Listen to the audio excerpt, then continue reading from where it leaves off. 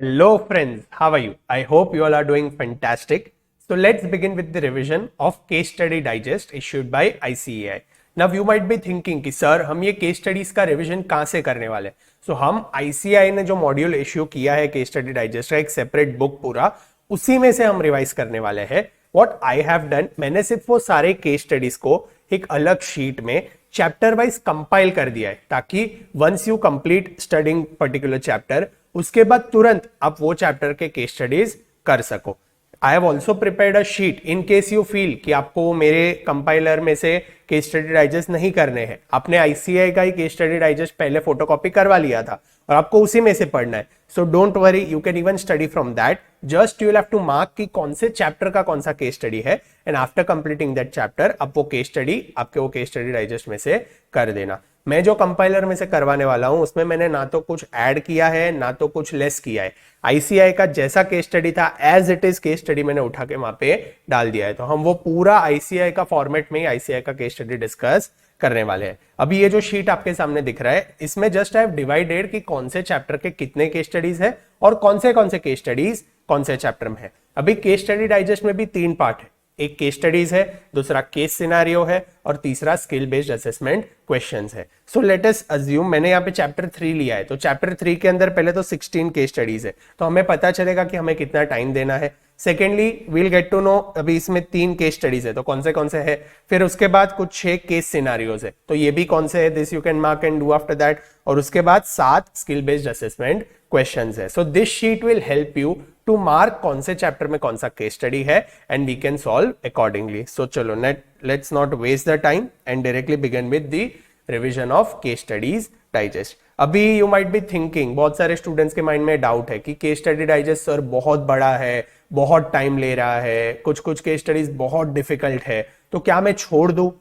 So I would tell you one thing, case study digest ICAI ने issue किया है और आईसीआई का इश्यू किया हुआ कोई भी मटेरियल सीए फाइनल के एग्जाम्स में छोड़ना is nothing less than a crime. So ये क्राइम कभी मत करना. हम यहाँ पे इंश्योर करेंगे कि मैं सारे केस स्टडीज आपको यूट्यूब पे रिवाइज करवाऊं और मैंने ये सारे चैप्टर्स के रिविजन वीडियोस भी यूट्यूब पर डाले हुए हैं. So what you can do, you can see that revision video. सारे कॉन्सेप्ट्स वो रिविजन वीडियो में रिवाइज हो जाएंगे और वो रिविजन करने के बाद you can come to this case study digest video और यहाँ पे you can solve each and every case study along with me if you follow this process. उसके बाद आपको क्या करना है, मॉड्यूल के क्वेश्चंस करने हैं और लास्ट में आरटीपी और एमटीपी सॉल्व करना है. If all this is done no one can stop you from scoring an exemption in costing paper. So let's begin with the chapter 1 in the case study digest. Chapter 1 का नाम है Introduction to Strategic Cost Management and Performance Evaluation. इसमें जो first case study है case study digest book का वो ही ये chapter का है. सो अभी ये जो केस स्टडी है ये किसके बारे में बात करता है. It talks about BA airline in country x. अब ये बीए एयरलाइन कंट्री एक्स में ऑपरेट करता है and it is the second largest airline in the country. अभी ये सेकेंड एयरलाइन, ये जो एयरलाइन है वो कंट्री में सेकेंड लार्जेस्ट है. फिर यहाँ पे वो लोग ने कुछ फिगर्स दिए हैं कि ये कितने पीपल एयरलाइन में ट्रैवल करते हैं, क्या इकोनॉमी है, वो सब नॉट इम्पॉर्टेंट. उसके बाद वो लोग ने कहा है कि ये इंडस्ट्री में सेकेंड लार्जेस्ट है, ग्रोइंग इंडस्ट्री है तो कुछ चैलेंजेस है, कुछ प्रॉब्लम्स है and government is also trying to figure it out. तो वो यहाँ पे दिया. ये बाकी के 2 पैराग्राफ्स इंपॉर्टेंट नहीं है. हम सीधा आते हैं, BA airline is facing certain problems. अभी है ना कुछ प्रॉब्लम्स फेस करिए क्योंकि ये ग्रोइंग एयरलाइन है और ये इंडस्ट्री पूरा ग्रो कर रहा है. तो प्रॉब्लम्स क्या क्या है. सो यहाँ पे वो लोग ने दिया है कि एटीएफ यानी aviation turbine fuel constitutes 40% of the operational cost of countries x airline. यानी उनका जो एयरलाइन चलाने का धंधा है उसका 40% cost is aviation turbine fuel. और गवर्नमेंट ने क्या किया है, सेंट्रल गवर्नमेंट 14% ड्यूटी चार्ज करता है फ्यूल पे और स्टेट गवर्नमेंट 29% ड्यूटी चार्ज करता है ये फ्यूल पे. सो फर्स्ट प्रॉब्लम अपना क्या है, फ्यूल का प्रॉब्लम है. फ्यूल पे बहुत हैवी टैक्सेस है. दूसरा प्रॉब्लम यहाँ पे क्या दिया है, currency depreciation is hitting the airline harder. यानी ये जो एयरलाइन है उसका 25 to 30% of the cost excluding ATF is dollar dominated. यानी एयरक्राफ्ट जो लीज रेंट पे लेता है, मेंटेनेंस कॉस्ट पे करता है दूसरे कंट्रीज में लैंड करने के लिए, वो सबका पेमेंट उसे किस में करना पड़ रहा है, डॉलर में करना पड़ रहा है. और करेंसी अगर अपना कंट्री का डिप्रिशिएट हो रहा है that means I have to pay more dollars for same amount of services. तो इसकी वजह से क्या होगा, एयरलाइन जो है बी एयरलाइन, उसको ज्यादा पैसे देने पड़ रहे हैं, ज्यादा कॉस्ट इनकर हो रहा है, इसकी वजह से उसके प्रॉफिट्स कम हो रहे हैं। सो दिस दूसरा जो प्रॉब्लम है वो क्या है, करेंसी डेप्रिसिएशन का प्रॉब्लम है। तीसरा प्रॉब्लम क्या है, entry of low budget careers have, entry of low budget careers यानी छोटे जो सस्ते एयरलाइंस है वो सारे मार्केट में घुस गए, उसकी वजह से बीए जो फुल सर्विस करियर है यानी वो सारे फैसिलिटीज दे रहा है, उसको हाई ओवरहेड कॉस्ट इनकर करना पड़ रहा है और उसकी वजह से वो डिस्काउंट्स कस्टमर को दे नहीं पा रहा है, उसकी वजह से उसका सेल्स कम हो रहा है। तो तीसरा इश्यू क्या है, डिस्काउंट का, डिस्काउंट नहीं दे पा रहा है। डिस्काउंट क्यों नहीं दे पा रहा है, क्योंकि लो बजट जो कैरियर्स है, लो बजट एयरलाइंस है वो मार्केट में आ गए हैं। चौथा क्या है, there is continuous improvement in tourism infrastructure, यानी टूरिज्म बढ़ रहा है और टूरिज्म जैसे ही बढ़ रहा है government is also taking steps कि ज्यादा से ज्यादा टूरिस्ट आए, तो इसकी वजह से there is intense competition in the market.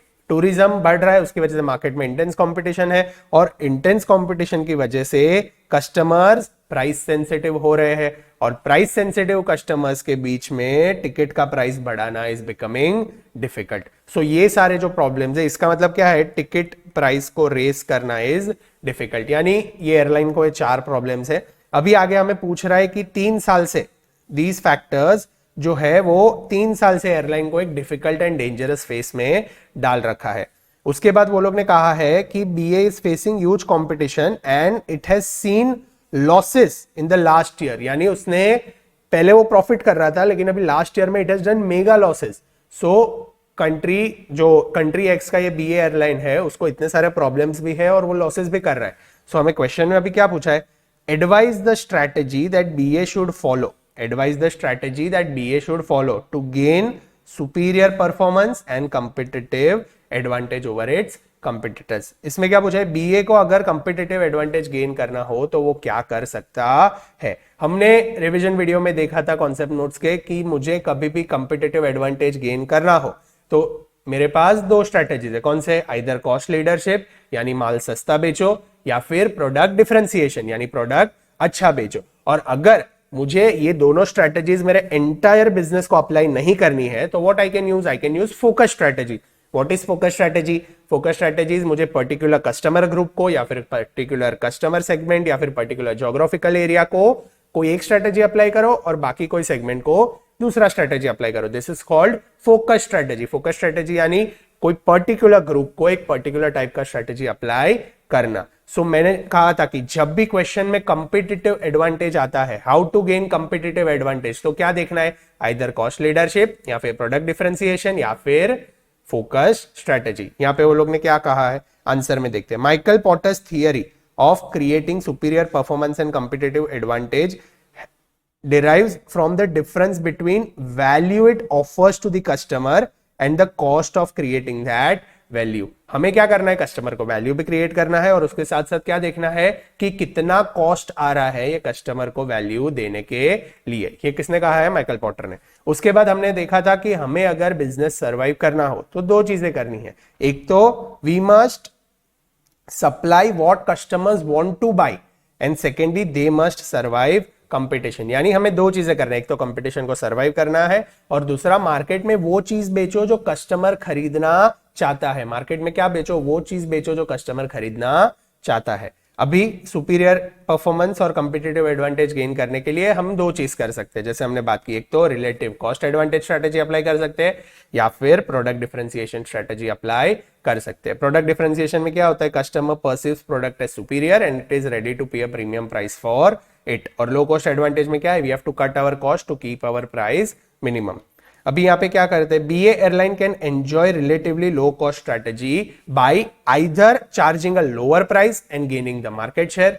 Pricing strategy क्या रहेगी इसमें, either charge lower price and gain entire market share या फिर maintain the same prices that of its competitors and try to increase your profitability. यानी price बढ़ा तो सकते नहीं है लो कॉस्ट स्ट्रेटेजी, या तो कम प्राइस रखो और कम प्राइस में क्या करो, मार्केट शेयर जितना मिल सके उतना गेन करने की ट्राई करो, या फिर प्राइस कंपटीटर से मैच करो, सर्विस थोड़ा अच्छा दो ताकि people will buy your airline क्योंकि सबका प्राइस सेम है, and try to increase your airline का profitability. This is what low cost advantage. अभी ये बीए एयरलाइन है, एयरलाइन इंडस्ट्री है, कभी भी केस स्टडी सॉल्व करो ना तो कोई भी इंडस्ट्री के बारे में आता है तो थिंक अबाउट दैट इंडस्ट्री कि वो इंडस्ट्री में क्या चल रहा होगा। आप अगर फ्लाइट में बैठे हो तो फ्लाइट में क्या होता रहेगा, कैसे हम प्राइस बढ़ा सकते हैं, कैसे प्राइस कम कर सकते हैं।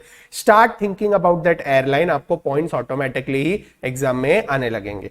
अभी बीए एयरलाइन को लो कॉस्ट स्ट्रेटेजी अप्लाई करना है, यानी क्या करना है, कॉस्ट कम करना है, सस्ता बेचना है, तो what it can do, it can cost effective way में ऑपरेट करने लगो। कॉस्ट इफेक्टिव वे में कैसे ऑपरेट करेंगे, selling seats via internet rather than physical agents. Travel agent से मत बेचो, इंटरनेट से बेचो। इसके से क्या होगा, एजेंट जो उसका कमीशन ले रहा है वो नहीं मिलेगा, उसकी वजह से हम एयरलाइन और टिकट्स और सस्ता बेच सकेंगे। उसके बाद try using lower cost out of town airport, यानी इंटरनेशनली हम लैंड करते हैं, हमें करेंसी डिप्रिसिएशन की वजह से ज्यादा पे करना पड़ा है वहां पे ओवरहेड कॉस्ट, तो क्या करो, ऐसे टाउन्स और सिटीज के एयरपोर्ट लो जिसका कॉस्ट कम हो, या फिर कोई सेकेंडरी सिटी में लैंडिंग करो तो अपना कॉस्ट वहां पे बच जाएगा। फिर प्रिंटेड टिकट्स मत बेचो, फिर सीट एलोकेशन जो हम करते हैं वो भी मत करो, मतलब प्राइस कम हो जाएगा। विंडो सीट के लिए we used to charge extra, ये वो सब सर्विसेज मत दो और प्राइस कम कर दो। फिर फ्री मील्स, ड्रिंक्स और एंटरटेनमेंट जो एयरलाइन में मिलता है, कहीं कहीं वाईफाई फ्री होता है, कहीं पे वो स्क्रीन होता है हर सीट के सामने जहाँ पे आप मूवीज देख सकते हो, एंटरटेनमेंट कर सकते हो, म्यूजिक सुन सकते हो, तो वो सब सर्विसेज बंद कर दो and try to reduce your prices of the airline. Meals देना बंद कर दो, ड्रिंक्स देना बंद कर दो, जूसेस देना बंद कर दो, तो ये सब की वजह से आपका कॉस्ट कम हो जाएगा। फिर ऐसी पॉलिसीज बनाओ which is no exception policy, यानी इन केस पैसेंजर लेट होता है तो उनसे एक्स्ट्रा चार्ज ले लो, दूसरी एयरलाइन की टिकट अगर दे रहे हो तो। कोई भी ऐसा अच्छा सर्विसेज मत दो, कोई ऐसा प्रीमियम सर्विसेज मत दो जिसकी वजह से you have to incur an additional cost. इसके साथ साथ ये सब कुछ करते वक्त एक चीज ध्यान रखना है, क्या सबसे बड़ा रिस्क क्या है ये स्ट्रेटेजी में, कि once you start becoming a cost leader, competitors will arrive and competition will increase. Initially तो you will make profits, but फिर सारे competitors ये सब चीज करके अपना प्राइस भी कम करेंगे। सो ये क्या है, लो कॉस्ट स्ट्रेटेजी। अभी अगर कंपनी को डिफरेंशिएशन स्ट्रेटेजी अप्लाई करना है तो वो क्या कर सकती है, सो जो कॉस्ट लीडरशिप में नहीं किया था वो सब कुछ यहाँ पे करने लगो। ये डिफरेंशिएशन स्ट्रेटेजी क्या है, you need to give higher quality products to your competitors. हमें क्या करना है, हायर क्वालिटी प्रोडक्ट्स कंपिटिटर को देना है ताकि it perceives our services as premium and it is ready to pay a premium price for it. ये differentiation strategy के लिए हम क्या कर सकते हैं, हम उन्हें टेक्नोलॉजिकल एडवांसमेंट दे सकते हैं, यानी हम उन्हें इन फ्लाइट एंटरटेनमेंट दे सकते हैं, हम उन्हें वाईफाई सर्विसेज दे सकते हैं, जितना टेक्नोलॉजी का यूज हो सके उतना हम कर सकते हैं। सेकंड, हम उन्हें प्राइम लैंडिंग स्लॉट्स दे सकते हैं, यानी एयरलाइन में कई बार वेटिंग बहुत होता है टू लैंड, तो pay a premium price and give them a prime landing slot, तो दे विल नो कि एयरलाइन कभी लेट नहीं होती है, so they will buy your tickets, but for that they have to pay a premium price. उसके बाद keep clean and comfortable aircraft, customer care में training दो, रिक्रूटमेंट जो कर रहे हो वो ऐसे अच्छे स्टाफ का रिक्रूट करो कि योर कस्टमर बिकम्स हैप्पी।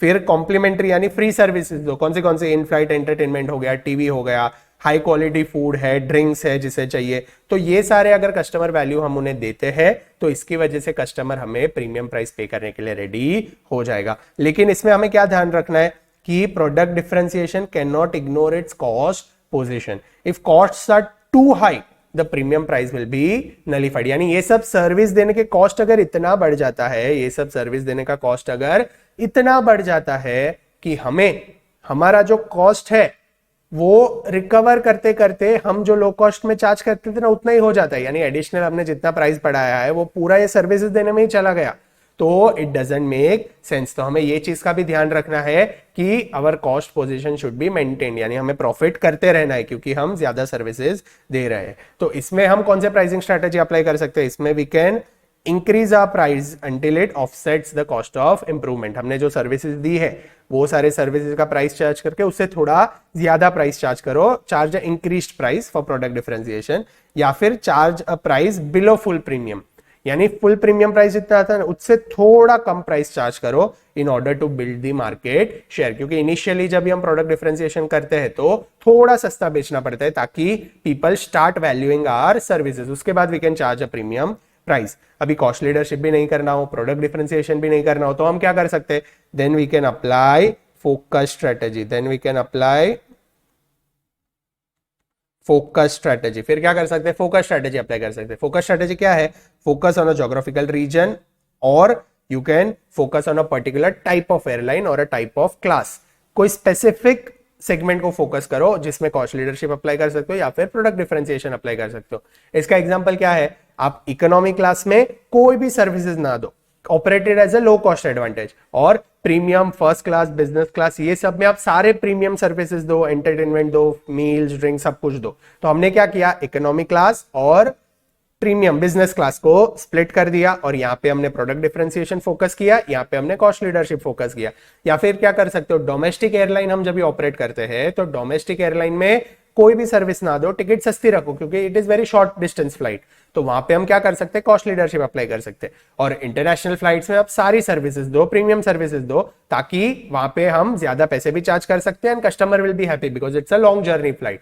तो ये क्या हमने किया, पर्टिकुलर ज्योग्राफिकल सेगमेंट को फोकस करके एक जगह पे कॉस्ट लीडरशिप अप्लाई किया और एक जगह पे प्रोडक्ट डिफरेंशिएशन किया। तो ये क्या है, फोकस स्ट्रेटेजी, ये पैराग्राफ में वही लिखा है। उसके बाद हमारा एक प्रॉब्लम था करेंसी डेप्रिसिएशन का। तो करेंसी डेप्रिसिएशन के प्रॉब्लम को हम क्या कर सकते हैं, try and run more domestic flights and try to reduce lesser number of international flights. यानी क्या करना है, हमें डोमेस्टिक फ्लाइट्स जितनी ज्यादा चला सकते हैं उतनी ज्यादा चलाइए, और इंटरनेशनल फ्लाइट्स अगर कम हो सकते हैं, यानी एक दिन में अगर 3 इंटरनेशनल फ्लाइट्स निकल रही है and it is 50% full, so try and remove only 2 flights. तो क्या होगा, कैपेसिटी भी पूरा बढ़ जाएगा, 75 to 80% people will sit in that airline, और अपना एक टाइम का वहां पे जो रेंट देना पड़ता है लैंडिंग का डॉलर में, वो भी कम हो जाएगा। तो करेंसी डेप्रिसिएशन को ऐसे टैकल कर सकते हैं।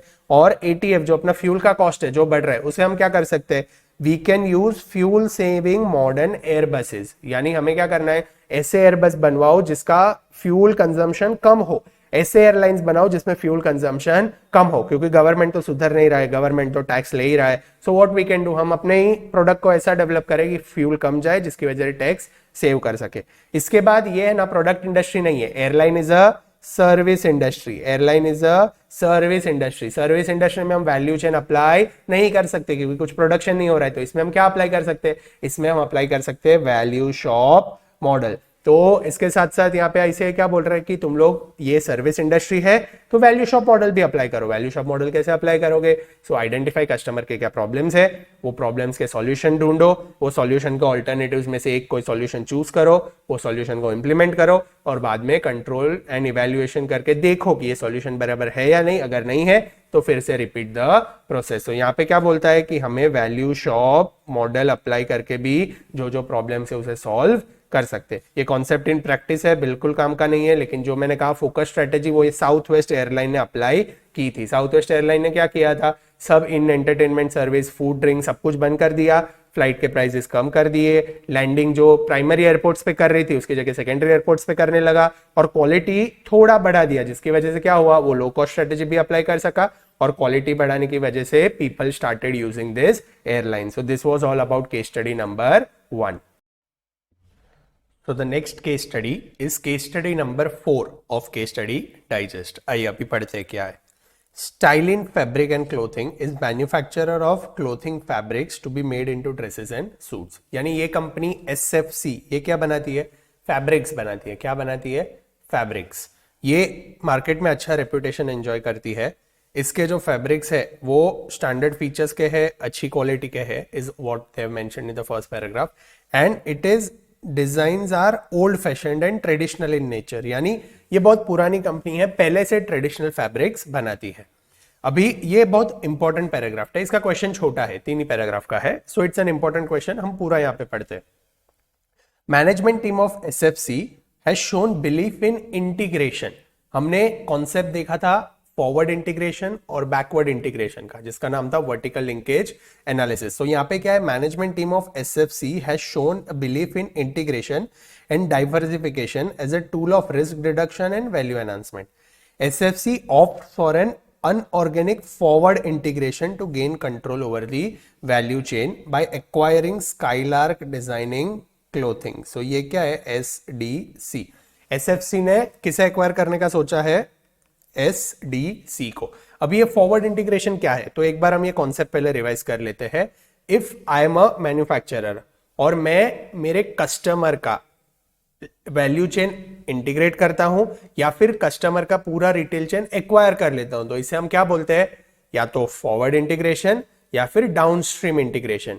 और या तो मैं सप्लायर मेरे सप्लायर का जो पूरा वैल्यू चेन है उसको खुद में इंटीग्रेट करता हूं, तो इसे हम क्या बोलते हैं, या तो अपस्ट्रीम इंटीग्रेशन या फिर बैकवर्ड इंटीग्रेशन, क्योंकि सप्लायर पहले आता है तो बैकवर्ड और कस्टमर बाद में आता है, तो that is forward integration. So यहाँ पे what they are thinking about forward integration, यानी ये लोग फैब्रिक्स बनाते थे, एसएफसी क्या बनाती है, फैब्रिक्स, एसएफसी क्या बना रही है, फैब्रिक्स। उसके बाद हम क्या बनाते हैं, पूरा क्लॉथ यानी गारमेंट, फैब्रिक में से गारमेंट बनता है, और उसके बाद क्या आता है, रिटेल चेन, ये गारमेंट वो लोग मार्केट में बेचेंगे। तो फैब्रिक कंपनी है एसएफसी, वो क्या एक्वायर करने की सोच रही है, वो क्लॉथिंग यानी गारमेंट इंडस्ट्री जो है एचडीसी, उसे इंटीग्रेट करने का सोच रही है।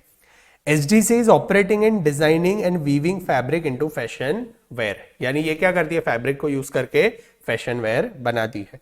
HDC is targeting the customer who are in the age group of 40 to 60, यानी एक पर्टिकुलर सेगमेंट के ग्रुप को टारगेट कर रहे हैं, which belong to price sensitive income range। अभी ये प्राइस सेंसिटिव है, प्रोडक्ट डिफरेंशिएशन अप्लाई किया तो शायद ये लोग हमारा प्रोडक्ट ना खरीदे। SFC is in a way able to reach the end consumer through retailers by manufacturing cloth themselves। So SFC क्या करती है, वो फैब्रिक बना रही है, एचडीसी क्या करती है, गारमेंट बनाती है, और वो रिटेलर के थ्रू उनके जो गारमेंट्स है वो मार्केट में बेच रही है। Acquisition of HDC by SFC remains largely successful as a result in higher increase in sales and profit. पहले क्या होता था, ये सिर्फ फैब्रिक बना के एचडीसी को बेच देती थी, और ऐसे बहुत सारे सप्लायर्स रहेंगे जिनको वो बेच देती थी एसएफसी, और एचडीसी जैसे बहुत सारे प्लेयर्स गारमेंट बना के रिटेलर को बेचते थे। अभी इसने क्या किया, एसएफसी ने फॉरवर्ड इंटीग्रेशन किया, यानी एचडीसी को एक्वायर कर लिया, तो अभी उसके पास दो प्रोडक्ट लाइन के बिजनेस आ गए, एक तो फैब्रिक बनाना और दूसरा गारमेंट बनाना। तो अभी ये क्या करती है, फैब्रिक भी खुद बनाती है, गारमेंट भी खुद बना के मार्केट में सीधा रिटेलर को बेचते हैं। तो ये फॉरवर्ड इंटीग्रेशन की वजह से क्या हुआ, उनका सेल्स भी इंक्रीज हो गया और उनका प्रॉफिट भी इंक्रीज हो गया। लेकिन अभी एक प्रॉब्लम पॉइंट है। प्रॉब्लम पॉइंट क्या है कि अभी सेल्स और प्रॉफिट जो है वो सेम रेट से ग्रो कर रहे हैं, और टॉप लाइन और बॉटम लाइन स्लो हो गया है, क्योंकि इनके जो सिनर्जी बेनिफिट्स थे वो खत्म हो गए। इंटीग्रेशन का क्या होता है, एक टाइम तक तो बेनिफिट्स मिलेंगे, बट अभी वो बेनिफिट्स एग्जॉस्ट हो गए, यानी अभी प्रॉफिट और सेल्स दोनों बढ़ नहीं रहा है। SFC sold it also finding difficult to sell its material. तो ये अभी क्या कर रहा है, एचडीसी जो एक्वायर किया है, एचडीसी से वो गारमेंट्स बेच रहा है, लेकिन अभी एचडीसी मार्केट में गारमेंट बेचने में डिफिकल्टी हो रही है, तो ये न्यू रिटेलर्स को ढूंढ रहा है। लेकिन मार्केट में इतने सारे सप्लायर्स है, एचडीसी जैसी बहुत सारी कंपनियां हैं जो गारमेंट बना बना के बेच रही है। अगर सप्लायर्स बढ़ गए तो बार्गेनिंग पावर किसके पास आ जाएगा, बार्गेनिंग पावर अभी रिटेलर्स के पास है। तू मुझे सस्ते में नहीं देगा तो मैं किसी और से खरीद लेगा। तो एचडीसी को अभी क्या प्रॉब्लम हो रहा है कि बहुत सारे रिटेलर्स की वजह से इसके मार्जिन्स एकदम लो है। सो प्रॉब्लम पॉइंट क्या है यहाँ पे कि बहुत सारे रिटेलर्स है, और एचडीसी का जो सिनर्जी बेनिफिट था एक्वायर करने का वो भी अभी चला गया है। सो एसएफसी को अभी कुछ तो सोचना पड़ेगा और, ताकि वो अपने प्रॉफिट्स बढ़ा सके। तो वो क्या सोच रही है, SFC is considering acquisition of one of the cloth retail chain named परिधान, यानी ये जो रिटेल चेन है अभी उसको भी इंटीग्रेट करने का एसएफसी सोच रही है। पहले तो उसने गारमेंट मेकिंग को एक्वायर किया, अभी और एक फॉरवर्ड इंटीग्रेशन करने का सोच रहे हैं, that is acquisition of Paridhan in order to deliver fabric directly to the customer. अभी वो क्या करना चाहता है, एक रिटेलर परिधान को एक्वायर करना चाहता है ताकि वो कस्टमर को अपने प्रोडक्ट्स डायरेक्टली बेच सके, बीच में कोई रिटेलर रहे ही नहीं, तो उसके मार्जिन्स भी वो खुद खा सकते हैं and it can increase its profit. तो क्वेश्चन क्या बोल रहा है, फॉरवर्ड इंटीग्रेशन हो रहा है। पहले एसएफसी ने एचडीसी को एक्वायर किया, वो फैब्रिक बनाता था, तो अभी उसने गारमेंट बनाना भी खुद के अंदर ले लिया, और अभी लेटली इट इज थिंकिंग के रिटेल चेन को भी वो अपने अंदर एक्वायर कर ले। क्वेश्चन में क्या पूछा है, draw value chain and explain briefly. सबसे पहले हमें वैल्यू चेन एक्सप्लेन कर रहा है, यानी प्राइमरी एक्टिविटीज और secondary activities. What do you mean by competitive advantage and how it can be attained? Last question में भी हमने देखा competitive advantage जब भी गेन करना होता है दो चीज की बात करने की, क्या, कॉस्ट लीडरशिप, प्रोडक्ट डिफरेंशिएशन, और उसके बाद कॉम्प्लीमेंट्री क्या आता है, फोकस स्ट्रैटेजी, जिसके बारे में हमें बात करना है।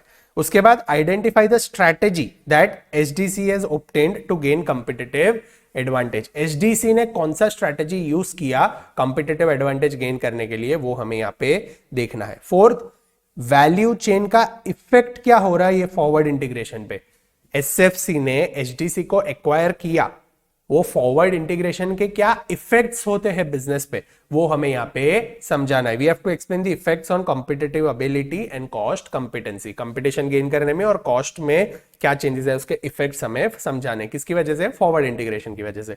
और evaluate the possible acquisition of Paridhan. और एक फॉरवर्ड इंटीग्रेशन जो करना है कंपनी को, उसका हमें इवेल्युएशन करने के, वो करना चाहिए या नहीं करना चाहिए. तो 5 चीजें हमें क्वेश्चन में पूछी गई है, हमें एक एक करके सारे चीजों को आंसर करना है. सबसे पहले I will go a little fast so we can complete maximum case study as quickly as possible.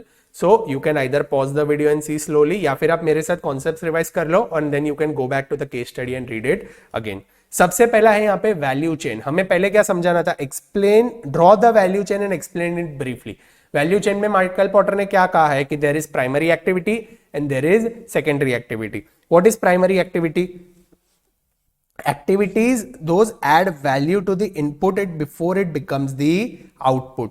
ऐसी एक्टिविटीज जो इनपुट में वैल्यू ऐड करती है जब तक वो आउटपुट ना बने, उसे हम कहते हैं प्राइमरी एक्टिविटीज, और इन ऑल उसे हम कहते हैं value chain analysis. Value chain analysis में हम क्या करते हैं? First of all arrange all the activities that a business is going through in a sequence and then see ऐसी कौन सी एक्टिविटीज है जो वैल्यू ऐड कर रही है. वैल्यू एडेड एक्टिविटीज को हम स्पेशल फोकस देंगे, और ऐसी एक्टिविटीज जो वैल्यू ऐड नहीं कर रही है, नॉन वैल्यू एडिंग एक्टिविटीज को हम एलिमिनेट कर देंगे. सो वैल्यू चेन एनालिसिस में माइकल पॉटर ने क्या सजेस्ट किया? There are primary activities and उसके साथ देयर आर सपोर्ट एक्टिविटीज. अभी प्राइमरी एक्टिविटीज कौन सी है? So inbound logistics, operations, outbound logistics, marketing and sales and after sales service. ये सारे प्राइमरी एक्टिविटीज है. इसमें हमें क्या एनालिसिस करना है? कौन से एक्टिविटीज जो वैल्यू एड कर रही है उस पर स्पेशल फोकस दो, ऐसी एक्टिविटीज जो वैल्यू एड नहीं कर रही है उन्हें एलिमिनेट कर दो. प्राइमरी एक्टिविटीज में क्या आएगा? इनबाउंड लॉजिस्टिक्स यानी फैब्रिक के रॉ मटेरियल को लाना, ऑपरेशंस फैब्रिक को बनाना,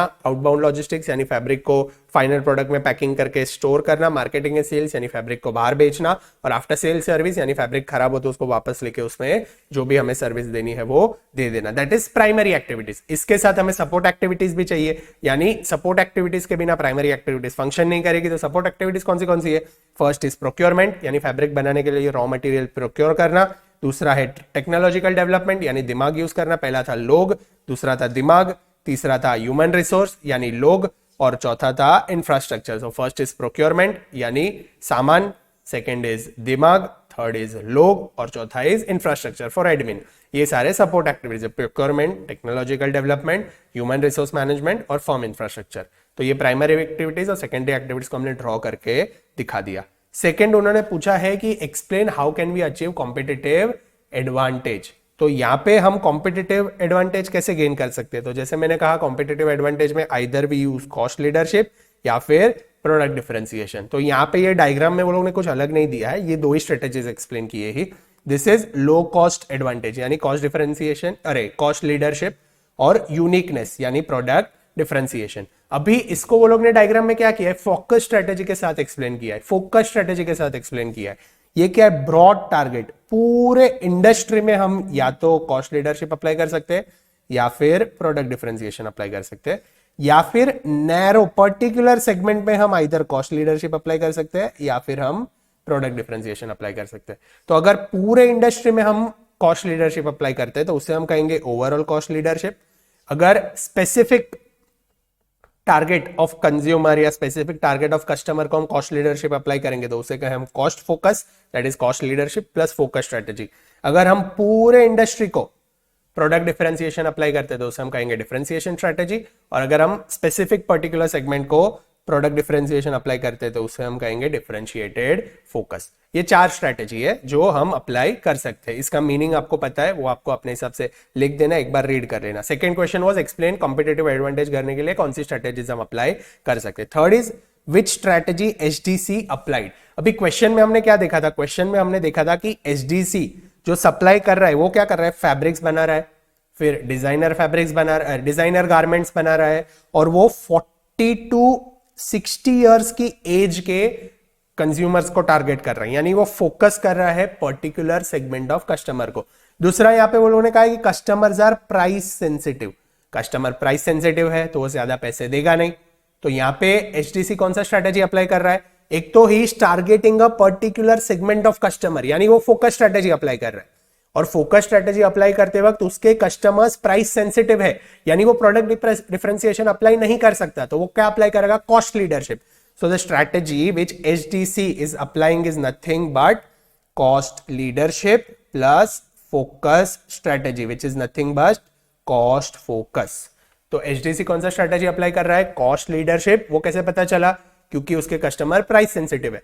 और वो फोकस स्ट्रेटेजी अप्लाई कर रहा है, ये कैसे पता चला, क्योंकि वो 40 to 60 इयर्स के कस्टमर को ही टारगेट कर रहा था. तो this strategy is followed by HDC. अभी आगे हमें पूछा है what is the value chain effect of forward integration.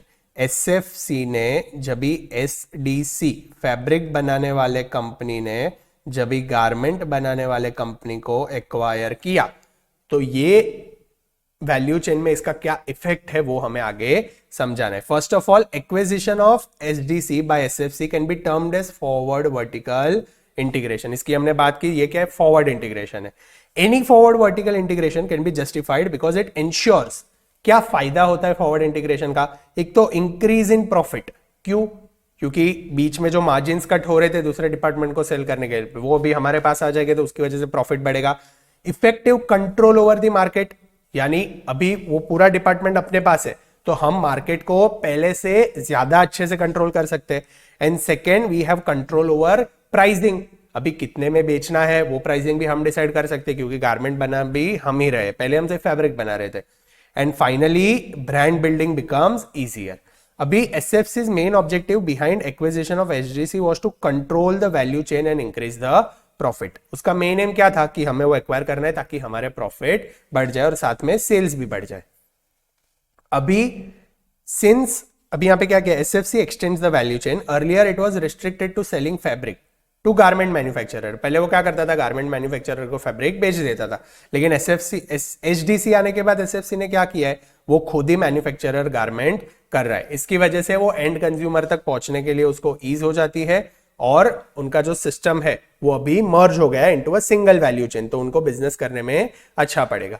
अभी HDC जो है वो तो फोकस स्ट्रेटेजी यूज कर रहा था, जो यहाँ पे दिया है, which was focusing on 40 to 60 years of customer which are price sensitive. This may be a sensible strategy for company engaged in designing cloth, but surely not for manufacturer of fabric. HDC से 40 to 60 years के customers को focus कर रहा था, लेकिन SFC जो fabric बना रहा है वो तो सभी के लिए बना रहा था, वो तो फैब्रिक सभी के लिए बना रहा था. तो HDC के लिए कॉस्ट फोकस स्ट्रेटेजी अच्छी थी, लेकिन SFC के लिए वो स्ट्रेटेजी अच्छी नहीं है. इसकी वजह से SFC के वैल्यू चेन में बहुत सारे इफेक्ट्स हो सकते हैं. सो अभी ये एक्विजिशन के बाद, ये फॉरवर्ड इंटीग्रेशन के कॉम्पिटिटिव एबिलिटी और कॉस्ट कॉम्पिटेंसी के क्या क्या इफेक्ट्स हुए वो हम एक एक करके देखते हैं.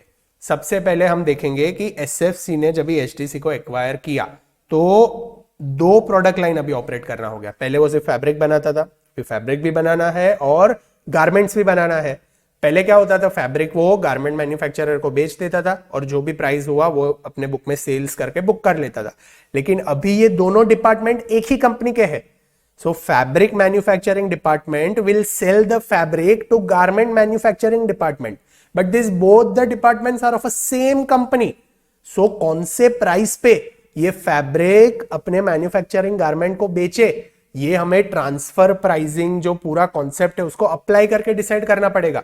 उसके बाद will be able to decide. तो एक तो ट्रांसफर प्राइसिंग अप्लाई करने का खर्चा ये कंपनी को एक्स्ट्रा पे करना पड़ेगा. ट्रांसफर प्राइसिंग पूरा चैप्टर हम आगे देखने वाले हैं, बट ये पूरा जो कॉन्सेप्ट है वो एक इंप्लाई करना पड़ेगा क्योंकि 2 प्रोडक्ट लाइन आ गए. Second, when there is mismatch in capacity और lead run time.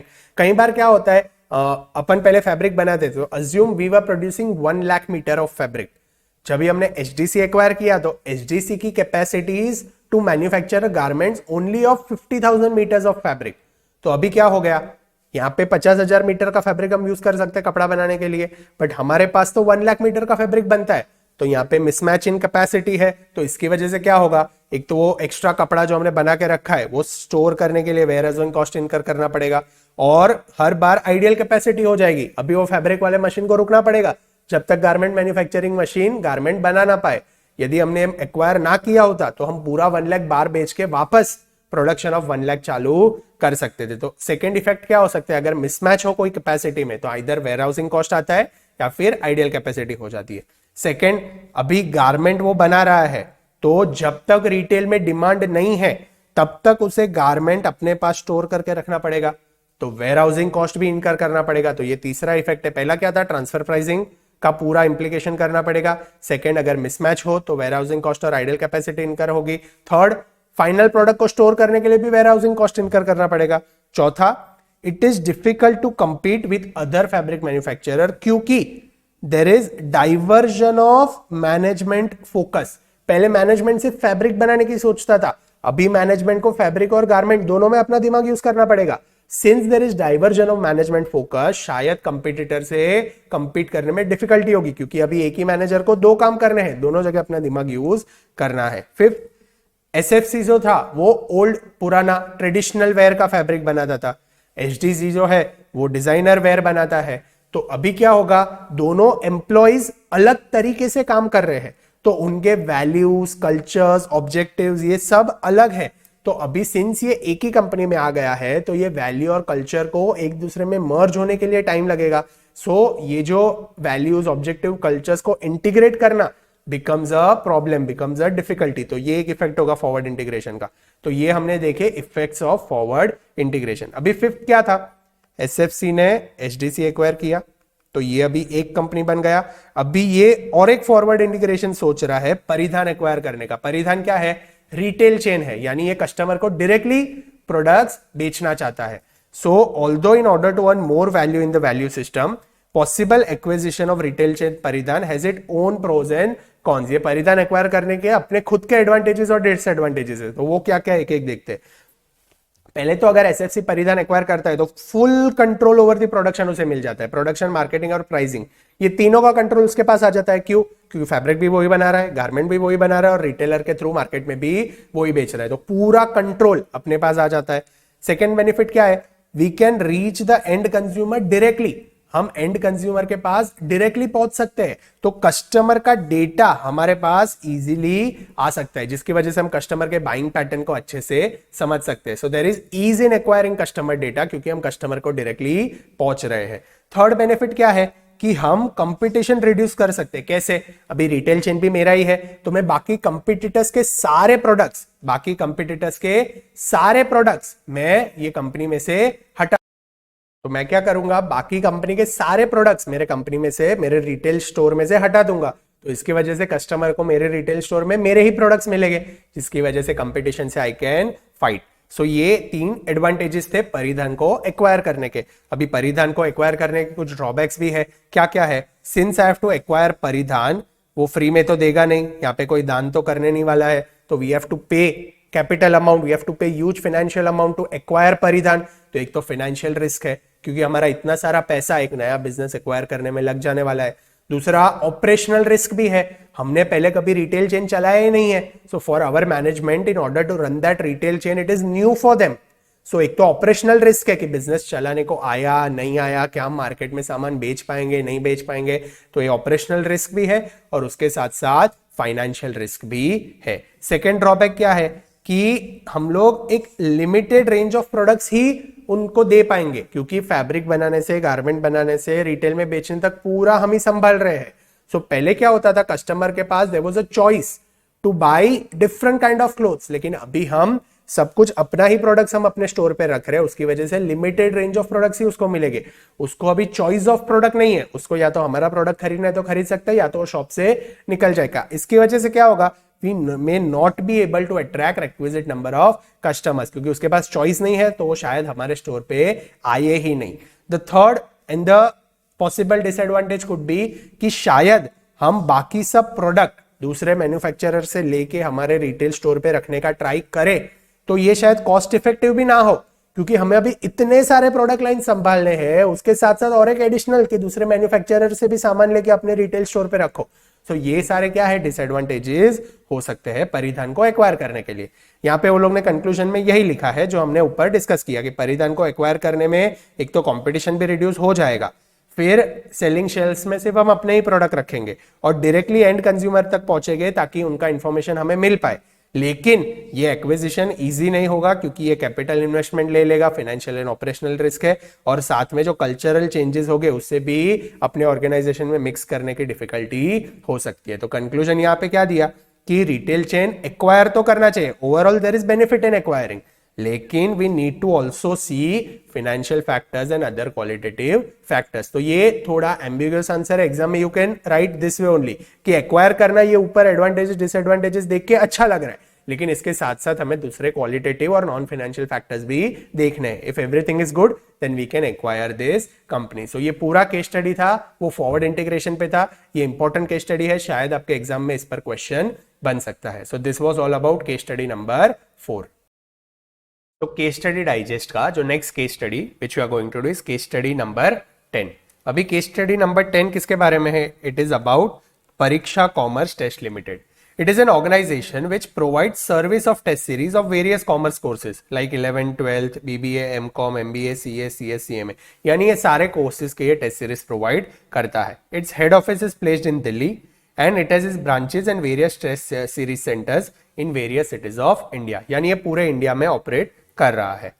It has the only organization which provide test series of various courses and guidance for studies. यानी ये इसका USP है कि अभी ये ओनली ऑर्गेनाइजेशन है और कोई कंपटीशन नहीं है, ऐसा यहाँ पे लिखा हुआ है.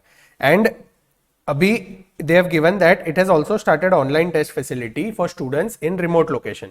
यानी जो जो स्टूडेंट्स रिमोट लोकेशन में रह रहे हैं उनके लिए ऑनलाइन टेस्ट सीरीज का फैसिलिटी भी है. Along with test series, they also provide support in preparing reading plan, providing guidance on paper writing and counseling students. यानी टेस्ट सीरीज के साथ साथ ये सारे सर्विसेज भी ये PCT ऑर्गेनाइजेशन दे रहा है. Now you are appointed as a CMO and in the introduction meeting with the CEO, आप CMO हो और CEO के साथ आपका एक इंट्रोडक्शन मीटिंग है जिसमें इंट्रोडक्शन आपको वो CEO जो है वो पूरे ऑर्गेनाइजेशन का इंट्रोडक्शन दे रहा है. So what he is saying, we are rapidly growing education empire and have large student base across India. To reach here, we have faced a lot of problems and we also have overcome them. He wants to share us few of the problems. First problem वो share कर रहा है. One of the biggest center in Delhi, वहाँ पे test चल रहा था and printer was not working. Paper print करने के लिए प्रिंटर नहीं चल रहा था. There were almost 450 to 500 students who were sitting and waiting for the question paper. Outsourcing of printing was costly and time consuming. बार अगर किसी के पास ये पेपर प्रिंट करवाया तो वो कॉस्टली भी था और टाइम कंज्यूमिंग भी था. तो इन्होंने क्या किया, they mailed the question paper to student to save time and cost. Now the approach has been applied to most of the TCS centres. अभी ये लोग ने क्या किया, एक बार देखा कि खर्चा बच रहा है फिजिकल पेपर प्रिंट करने का, तो अभी they applied this as a standard practice of mailing papers to student online. They mail them the question paper and students appear for test. It saves the printing cost. Irony is non-maintenance of printer can also save the cost. Printing नहीं करना है तो खुद का printer भी नहीं चाहिए, तो वहां पे भी कॉस्ट बच रहा है.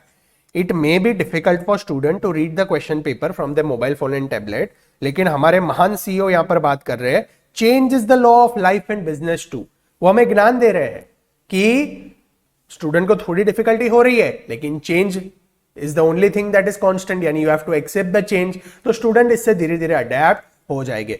ये पैराग्राफ पढ़ के हमें मैनेजर जो है CEO उसकी सोच कैसी लग रही है? His aim is to reduce cost. यानी ये कौन सी मेथड फॉलो कर रहा है? ये ट्रेडिशनल कॉस्ट मैनेजमेंट फॉलो कर रहा है क्योंकि उसका एक ही एम है, कॉस्ट रिड्यूस करो. जहां से कॉस्ट कम होता है ना वहां से करो. स्टूडेंट को अभी थोड़ी डिफिकल्टी हो रही है, कोई प्रॉब्लम नहीं, बाद में वो उससे अडेप्ट हो जाएंगे. Further, to reduce the advertisement cost, we have dropped the contract with Mr. Takshi Sharma, famous film star. इनके क्लासेस के एडवर्टीजमेंट कौन कर रहा था? तक्षी शर्मा करके एक फेमस फिल्म स्टार थी. उनका कॉन्ट्रैक्ट भी उन्होंने ड्रॉप कर दिया. क्यों? Because traditional cost management financial statements में मार्केटिंग और इकोनॉमिक के जो डायनामिक्स होते हैं उसे इग्नोर करता है. तो for them marketing cost is an overhead cost. तो यहाँ पे एडवर्टीजमेंट बचा के अगर पैसे बच रहे थे तो उन्होंने एडवर्टीजमेंट का कॉन्ट्रैक्ट कैंसिल कर दिया. They had this contract for 3 years. She was brand ambassador for Pariksha. Though we got many students due to TV advertisement, we decided to drop the contact as we have enough students now and there is no competition as such. So there is no need of advertisement. So यहाँ पे इसकी सोच क्या है कि अभी के लिए मेरे पास इनफ स्टूडेंट्स है और इतना कोई कंपटीशन है नहीं मार्केट में, तो मुझे अभी एडवर्टीजमेंट नहीं करना. ये कैसा अप्रोच हो गया? ये शॉर्ट टर्म अप्रोच हो गया, ये रिएक्टिव अप्रोच हो गया. कि कंपटीशन की सोचनी ही नहीं है। Traditional cost management ignores competition and market growth. तो यहां पे हमें दिख रहा है कि it ignores competition and market growth. ऊपर हमने देखा it ignores the dynamics of marketing and economics. उसके ऊपर हमने देखा it has excessive focus on cost reduction. यानी ये तीनों पॉइंट्स देखने के बाद हमें पता चल रहा है कि ये बंदा traditional cost management system follow कर रहा है। अभी they have reduced cost of question paper preparation, वो तो बच गया। ऊपर से पहले उनके पास 57 मेंबर्स थे करेक्शन करने के लिए, अभी those members have reduced to 22। फिर ये पैराग्राफ में दिया है कि पहले वो लोग ये 57 मेंबर्स नए क्वेश्चंस बना रहे थे एग्जाम के लिए, लेकिन अभी since there are only 22 members, ये लोग पुराने पेपर में से ही क्वेश्चन ले लेते हैं और थोड़े बहुत ही नए क्वेश्चन बना रहे। क्यों? क्योंकि स्टाफ कम हो गया। सो यहाँ पे वो लोग ने और कॉस्ट कटिंग कर दी। उसके बाद they had 68 members for student counselling. वो मेंबर्स उसमें 42 फेस टू फेस काउंसिलिंग के लिए थे और 26 फोन कॉल के लिए थे। अभी उन्होंने क्या, वो 68 मेंबर्स से 30 मेंबर्स कर दिया। क्यों? क्योंकि they wanted to reduce the cost. This may require less infrastructure facility and it can be cost beneficial. So जहां जहां कॉस्ट कम हो रहा था वहां वहां ये सीईओ ने कॉस्ट कम कर दिया।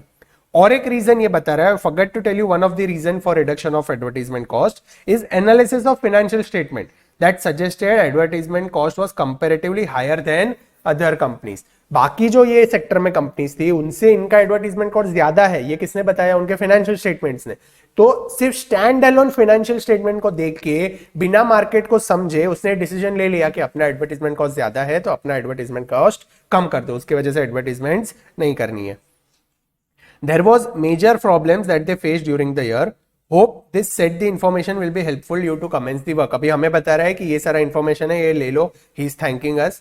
अभी उसके स्पीच के कंक्लूजन में वो हमें थैंक करके वहां से चला गया। Now we have started our work. और हमने ये स्ट्रेटेजी सोच रहे थे कि लेस क्वेश्चन पेपर है, उसकी वजह से स्टूडेंट्स मोबाइल में मिसयूज कर सकते हैं, फिर बाकी जो जो मैटर्स थे वो हम सोच रहे थे, तभी हमारा फोन बजा, हमारा यानी सीएमओ का, मेरा अपना। अभी अपना फोन बजा और अपने फोन में एक ऐप है न्यूज़ाग्राम, इंस्टाग्राम नहीं, न्यूज़ाग्राम। और ये न्यूज़ाग्राम क्या करता है? आपको पूरे वर्ल्ड के न्यूज देता है। अभी ये न्यूज में हमने पढ़ा कि अभ्यास एजुकेशन लिमिटेड करके एक अपना कंपटीटर है जो जायंट एजुकेशनिस्ट है। उसने मिस्टर शंकर दत्ता करके, सॉरी समकार दत्ता, मिस्टर समकार दत्ता करके एक बड़े फिल्म स्टार को हायर किया है। किसके लिए? एडवर्टीजमेंट करने के लिए। और उन्होंने एक नई टेस्ट सीरीज भी निकाली है कॉमर्स और साइंस स्टूडेंट्स के लिए। अभी ये क्या हुआ, कंपटीशन ने एक बड़ा फिल्म स्टार हायर किया तो अपने लिए थ्रेट हो सकता है। We are the marketing officer. So हमने प्रॉपर एनालिसिस करने के बाद सीईओ को जाके बताया कि भाई ऐसा हो रहा है, वो लोग ने एक हायर किया है नया ब्रांड एम्बेसडर, तो हमें भी कुछ करना पड़ेगा। इसके बाद हमारा सीईओ क्या करता है? वो एक नए brand ambassador mister Prakash Rao को जाके हायर करता है, who is more famous film star than these two. और ये डील हमें ज्यादा कॉस्टली भी पड़ती है। And now the CEO feels कि हमने कुछ ना कुछ ब्लंडर्स कर दी है। Hence he has approached us to analyze the decisions made and further he has asked us to apply value chain analysis and value shop model to deal with this situation. तो हमने क्या किया? Test series में उसे खर्चा बचाने के लिए पेपर्स को ऑनलाइन कर दिया, स्टाफ कम कर दिया, एडवर्टीजमेंट बंद कर दिया। और उसके बाद उसे पता चला कि मेरा कंपटीशन अभी एडवर्टीजमेंट कर रहा है, तो उसने वापस बहुत बड़े फिल्म स्टार को हायर करके ज्यादा पैसे देके एडवर्टीजमेंट करवाया। तो ये कैसा अप्रोच हो गया? रिएक्टिव अप्रोच हो गया। सो यहां पे हमें अभी क्वेश्चंस क्या पूछे? In this regard whether the approach of the organisation to manage cost is traditional cost management और स्ट्रेटेजिक कॉस्ट मैनेजमेंट, ये हमें बताना है। तो हमें क्लियरली दिख रहा है ये ऑर्गेनाइजेशन क्या कर रहा है?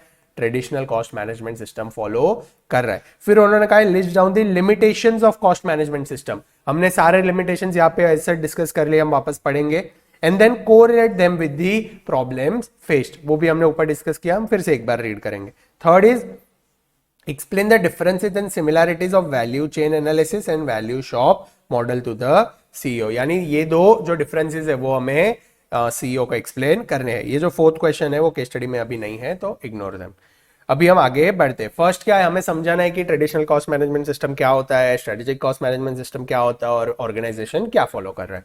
तो traditional cost management involves allocation of cost and overhead to the production and largely focuses on cost control and cost reduction. एक ही एम होता है ट्रेडिशनल कॉस्ट मैनेजमेंट का, कॉस्ट कम करो। उसके अलावा what is strategic cost management? Strategic cost management is application of cost management technique to improve the strategic position of the business as well as reduce cost and maintain effective control over the cost। Strategic cost management ऐसा नहीं बोलता है कि आपको cost कम नहीं करना है, लेकिन कॉस्ट कम करते करते अपने बिजनेस का स्ट्रेटेजिक पोजीशन क्या है मार्केट में उसे ध्यान में रख के हमें कॉस्ट कम करना है. That is what we have to do. It is not limited to managing cost, but it is also by using cost information to take management decision. यानी strategic cost management में हम सिर्फ cost कम नहीं करते, cost information use करके strategies apply करके management decision लेते हैं. सो ये हमने हमारे जो कॉन्सेप्ट नोट्स है उसमें एज इट इज दिया है, वो एज इट इज वो लोग ने मॉड्यूल में से यहाँ पे छापा है. Now in case of PCT,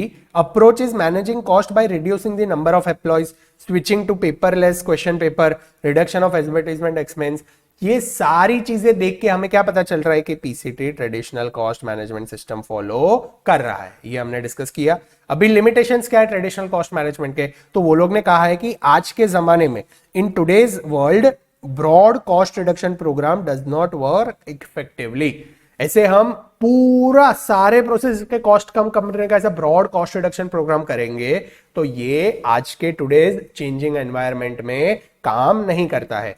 so traditional cost management के क्या क्या लिमिटेशंस है, तो फर्स्ट लिमिटेशन जो वो लोग ने यहाँ पे डिस्कस किया है कि we only have internal focus. हम एक्सटर्नल फोकस यानी कंपटीशन और मार्केट ग्रोथ को नहीं देखते. We ignore competition, market growth and customer requirement. कैसे, हमने जो हमारी एडवर्टीजमेंट फिल्म स्टार थी उसे क्या किया, निकाल दिया. क्यों, क्योंकि कोई कॉम्पिटिटर्स नहीं थे और हमारे पास इनफ स्टूडेंट्स थे. ये हमने इंटरनल एनालिसिस कर लिया कि भाई आज मेरे पास इनफ स्टूडेंट है तो एडवर्टीजमेंट की जरूरत नहीं है, फिल्म स्टार को निकाल दो. So first limitation is I have internal focus. I do not focus on external factors like competition, market growth and customer requirement. ये first limitation था. Second limitation क्या है कि a broad cost reduction program can lead to inferior quality of products and services, might not drive away customer, resulting in lower sales and profitability. Quality कैसे कम हो गई test series में, एक तो हमने स्टाफ कम कर दिया तो नए नए क्वेश्चंस हमें नहीं मिल रहे हैं, वो लोग पुराने क्वेश्चंस डाल रहे हैं तो क्वेश्चन पेपर की क्वालिटी हैम्पर हो रही है. क्वेश्चन पेपर की क्वालिटी तो हैम्पर हो रही है लेकिन स्टूडेंट को ऑनलाइन मोड पे लिखना पड़ रहा है. ऑनलाइन मोड में अगर भाई पेपर देगा तो उसे डिफिकल्टी होगी while seeing the question paper in the tab. और एक प्रॉब्लम क्या हो सकता है कि वो स्टूडेंट अच्छे से पेपर ना दे पाए तो उसके मार्क्स कम हो जाएंगे, तो quality of question paper is degraded. उसके बाद जो है और एक limitation of traditional cost management वो क्या है, excessive focus on cost reduction. एक बार हमने देखा कि प्रिंटर बिगड़ा हुआ है तो भाई प्रिंटर रिपेयर करवा के वापस स्टूडेंट को फिजिकल पेपर दो, लेकिन नहीं, हमने देखा प्रिंटर से खर्चा बच रहा है तो प्रिंटर को बंद कर दो और स्टूडेंट्स को ऑनलाइन मोड में ही पेपर देने लगो. इसकी वजह से क्या होगा, इनिशियली तो स्टूडेंट्स ये मोबाइल का मिसयूज भी कर सकते हैं और उसकी वजह से उन्हें कम मार्क्स भी आ सकते हैं. I think all of you have experienced this. B Com के पेपर्स आप सबने कैसे लिखे आप सबको ही पता है. आप में से 80-85% स्टूडेंट्स रह गए जिन्होंने बीकॉम में बुक्स भी नहीं लिए थे. क्यों, गूगल भाई है ना अपने साथ. पेपर्स कैसे देने के, गूगल भाई के राज में जलसा ही जलसा. सो हम लोग क्या कर सकते हैं, इनिशियली तो स्टूडेंट्स के ज्यादा मार्क्स आएंगे क्योंकि उन्होंने मोबाइल का मिसयूज किया है. हम सबके बीकॉम में 90-95 अब सब क्या आ रहे थे, क्यों, कोविड था, एंजॉय. और फिर जब भी पर्सनली फिजिकली पेपर लिखने जाओ तभी पता चलता है कि भाई मुझे तो कुछ आता ही नहीं था, ये तो गूगल भाई के भरोसे हम आगे जा रहे थे. तो excessive focus on cost reduction can lead to students getting higher marks initially. However, in the actual exam, their marks may be lower. इसकी वजह से पेरेंट्स अनहैप्पी हो गए, इसकी वजह से स्टूडेंट आपके वहां पे आएगा नहीं और इसकी वजह से आपका सेल्स और प्रॉफिटेबिलिटी कम हो जाएगी. बट ये ट्रेडिशनल कॉस्ट मैनेजमेंट नहीं देखता है. ये और एक लिमिटेशन है. दूसरा लिमिटेशन क्या है, it has relies on accounting data which may be misleading at times. Financial statements में क्या कहा कि मार्केटिंग कॉस्ट अपने बाकी कंपटीटर से ज्यादा है, लेकिन भाई आप कंपटीशन में मार्केट लीडर हो, आप इंडस्ट्री में यू आर दी हाईएस्ट, तो आपका मार्केटिंग कॉस्ट ऑब्वियस है ज्यादा ही होगा, इसलिए आपके पास सबसे ज्यादा स्टूडेंट्स थे ना. लेकिन फाइनेंशियल स्टेटमेंट से क्या कहा, मार्केटिंग कॉस्ट ज्यादा है तो मार्केटिंग कॉस्ट कम कर दो और मार्केटिंग जो एडवर्टीजमेंट हम करवा रहे थे फिल्म स्टार से उन्हें निकाल दो. So we rely on accounting data which may be misleading at times. और एक लिमिटेशन क्या है, there is limited focus on review and improvisation. भाई प्रिंटर का रेगुलरली मेंटेनेंस अगर हमने करवाया होता तो प्रिंटर बिगड़ता ही नहीं, लेकिन हम लिमिटेड रिव्यू और इम्प्रोवाइजेशन करते हैं. हमने क्या सोचा, प्रिंटर जब भी बिगड़ेगा तभी हम कुछ ना कुछ सॉल्यूशन देखेंगे. ये तो 400-500 स्टूडेंट्स को वेट करना पड़ा और फिर कोई एक ऐसा इम्प्रोवाइज वाला सॉल्यूशन मिला कि भाई ऑनलाइन दे देते, वो भी फुल प्रूफ सॉल्यूशन नहीं था. तो ये क्या है, we have limited focus on review and improvisation and it is a reactive approach. It is a reactive approach. कुछ होने के बाद हम सुधरेंगे. It is a reactive approach, proactive approach नहीं है। ट्रेडिशनल कॉस्ट मैनेजमेंट कैसा अप्रोच है? रिएक्टिव अप्रोच है। So next point is traditional cost management is a reactive approach. अभी रिएक्टिव अप्रोच का और एक एग्जांपल क्या है? हमने क्या किया, एडवर्टीजमेंट की जरूरत नहीं थी तो फिल्म स्टार को निकाल दिया। अब देखा कंपटीटर्स किसी और के पास अच्छे से एडवर्टीजमेंट करवा रहा है तो हम वापस दूसरे कॉस्टलियर पैसा ज्यादा देकर नए फिल्म स्टार को लेके आए। तो ये क्या हो गया? Reactive approach. कि पता चला कि भाई गलती हो गई है, उसके बाद सुधरते हैं, प्रोएक्टिवली नहीं कि शायद कंपटीटर ये ला सकता है तो हमें एडवर्टीजमेंट कॉन्ट्रैक्ट कैंसिल नहीं करना चाहिए। So what we do, traditional cost management is a reactive approach. So कौन से हमने लिमिटेशंस देखे, इस पर भी क्वेश्चन आ सकता है। First, only internal focus, it ignores external factors like competition, market growth and customer requirement. फिर इंफीरियर क्वालिटी के प्रोडक्ट्स आ सकते हैं। Then excessive focus on cost reduction. फिर sometimes accounting data may be misleading. उसके बाद there is limited focus on review and improvisation. उसके बाद it is a reactive approach और लास्ट में it is a short term outlook. हम short term में अगर हमारा पैसा बच रहा है तो हम वो जो स्ट्रेटेजी है वो अप्लाई कर देंगे। हम दूर के नहीं सोचेंगे, लॉन्ग टर्म नहीं सोचेंगे। तो this is a short term approach. जैसे एडवर्टीजमेंट, हमने जो कॉन्ट्रैक्ट हमारा था लेकिन हमने कैंसिल कर दिया, क्यों? क्योंकि 1-2 साल के लिए हमें एडवर्टीजमेंट की जरूरत नहीं थी, लेकिन लॉन्ग टर्म का सोचते कि भाई 1-2 साल के बाद जब कंपटीटर्स आएंगे तभी तो चाहिए, तो एटलीस्ट कॉन्ट्रैक्ट अगर रिटेन करते तो हमें सस्ते में पड़ता। बट ये कैसा है? शॉर्ट टर्म अप्रोच है। किसका? ट्रेडिशनल कॉस्ट मैनेजमेंट का। So in general PCT has been caught in narrow minded approach and decided for broad cost cutting.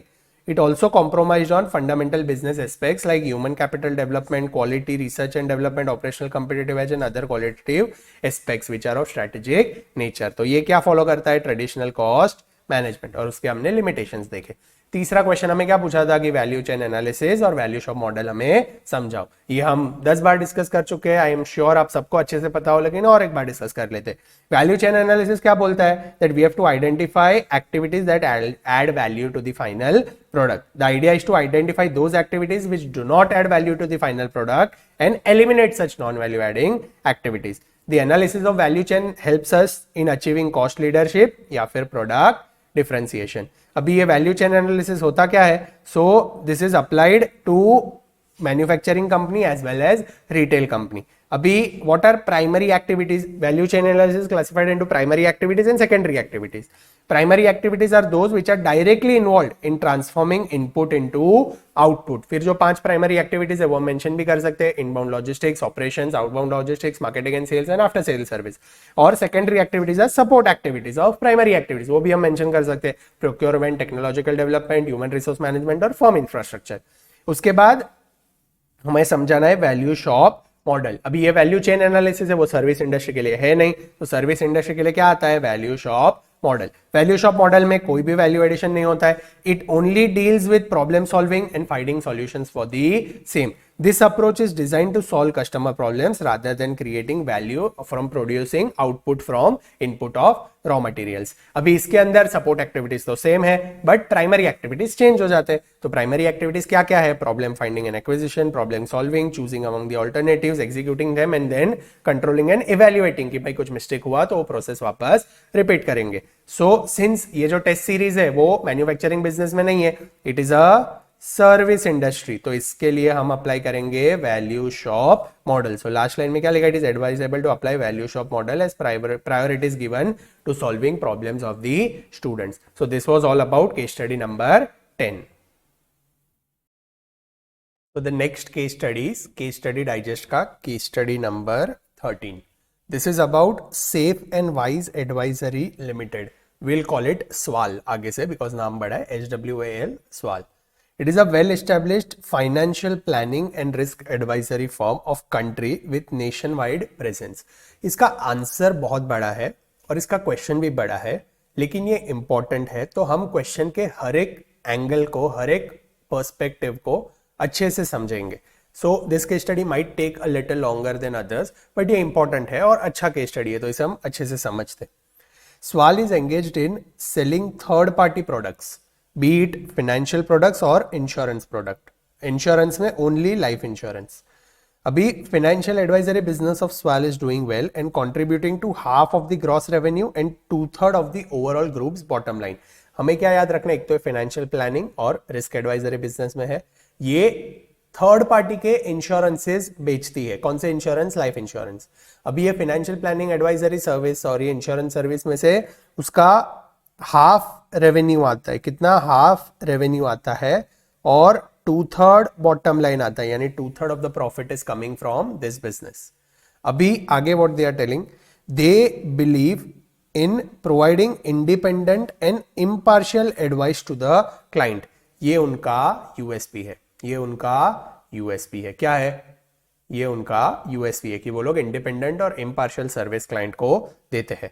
अभी this is was established by mister Kaushal Jal 2 decades अगो, यानी 20 साल पुराना बिजनेस है और ये तब से चल रहा है। ये वो पैराग्राफ बाकी कुछ काम का नहीं है। Then it is widely acknowledged in market for 2 distinct features. ये 2 डिस्टिंक्ट फीचर्स के लिए मार्केट में जाना जाता है।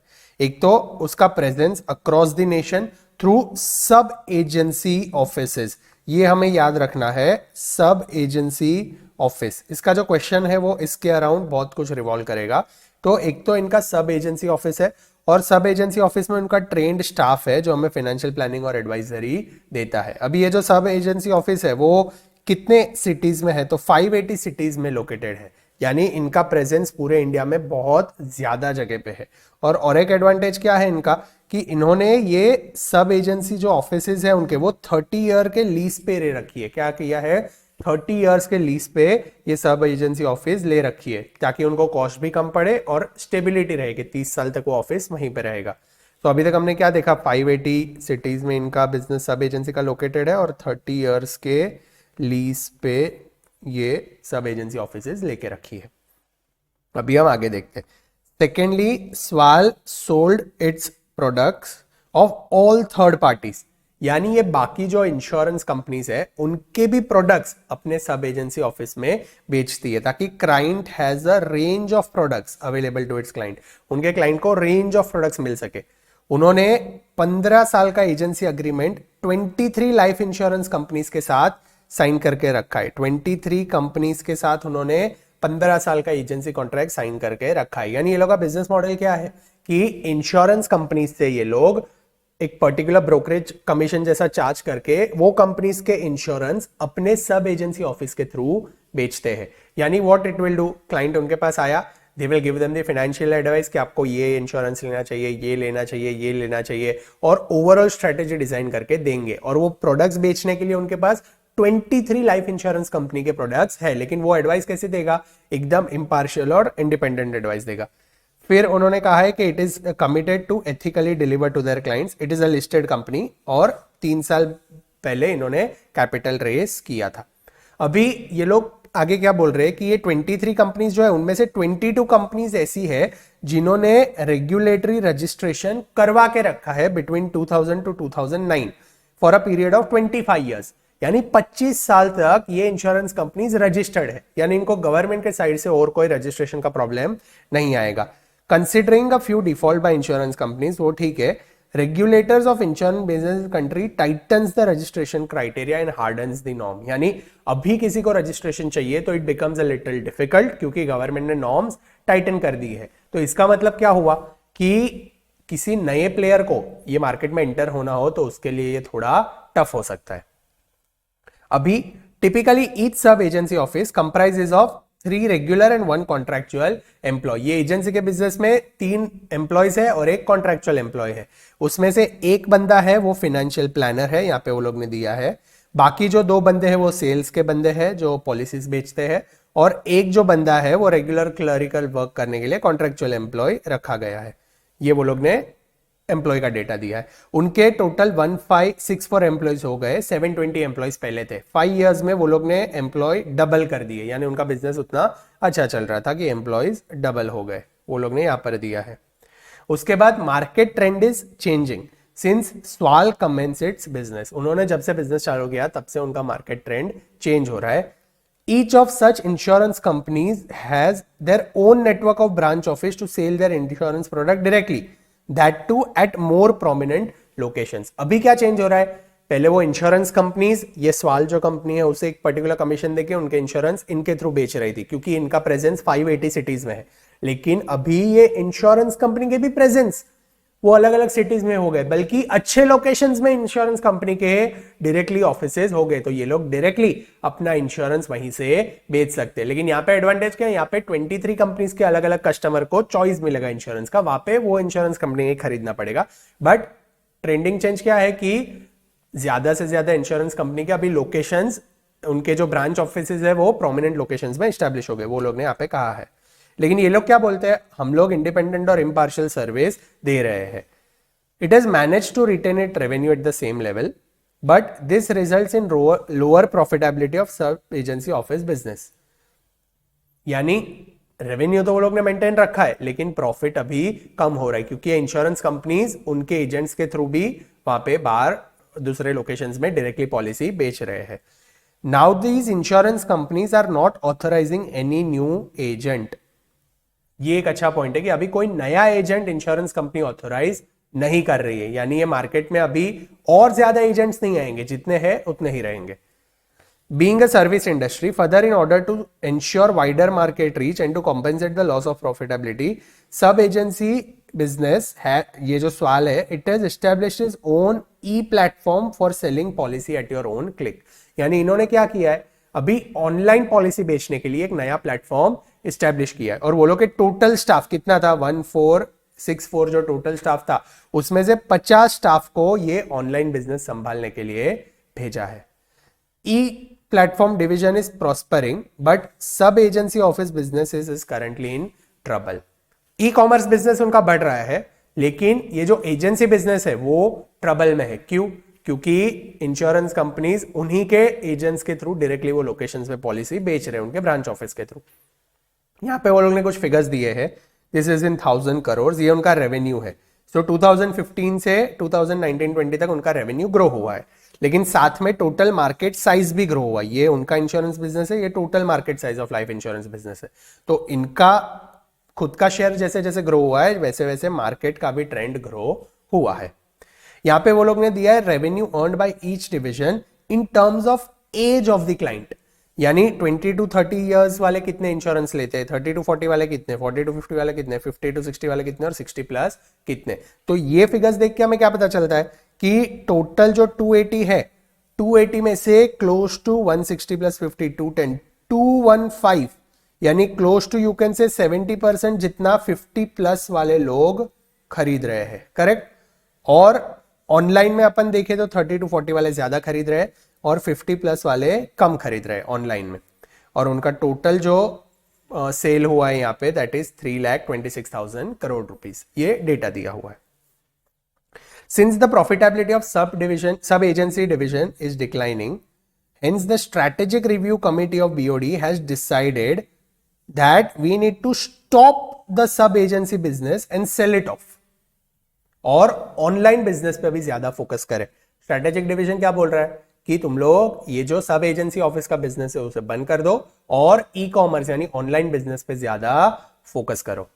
यहाँ पे रेवेन्यू दिए है सब एजेंसी डिवीजन के, उनका रेवेन्यू इंक्रीज हुआ है 3 साल में, उनका प्रॉफिट डिक्रीज हुआ है in absolute numbers, but last year से उनका प्रॉफिट यहाँ पे इंक्रीज दिख रहा है। यहाँ से डिक्रीज है बट यहाँ पे इंक्रीज है।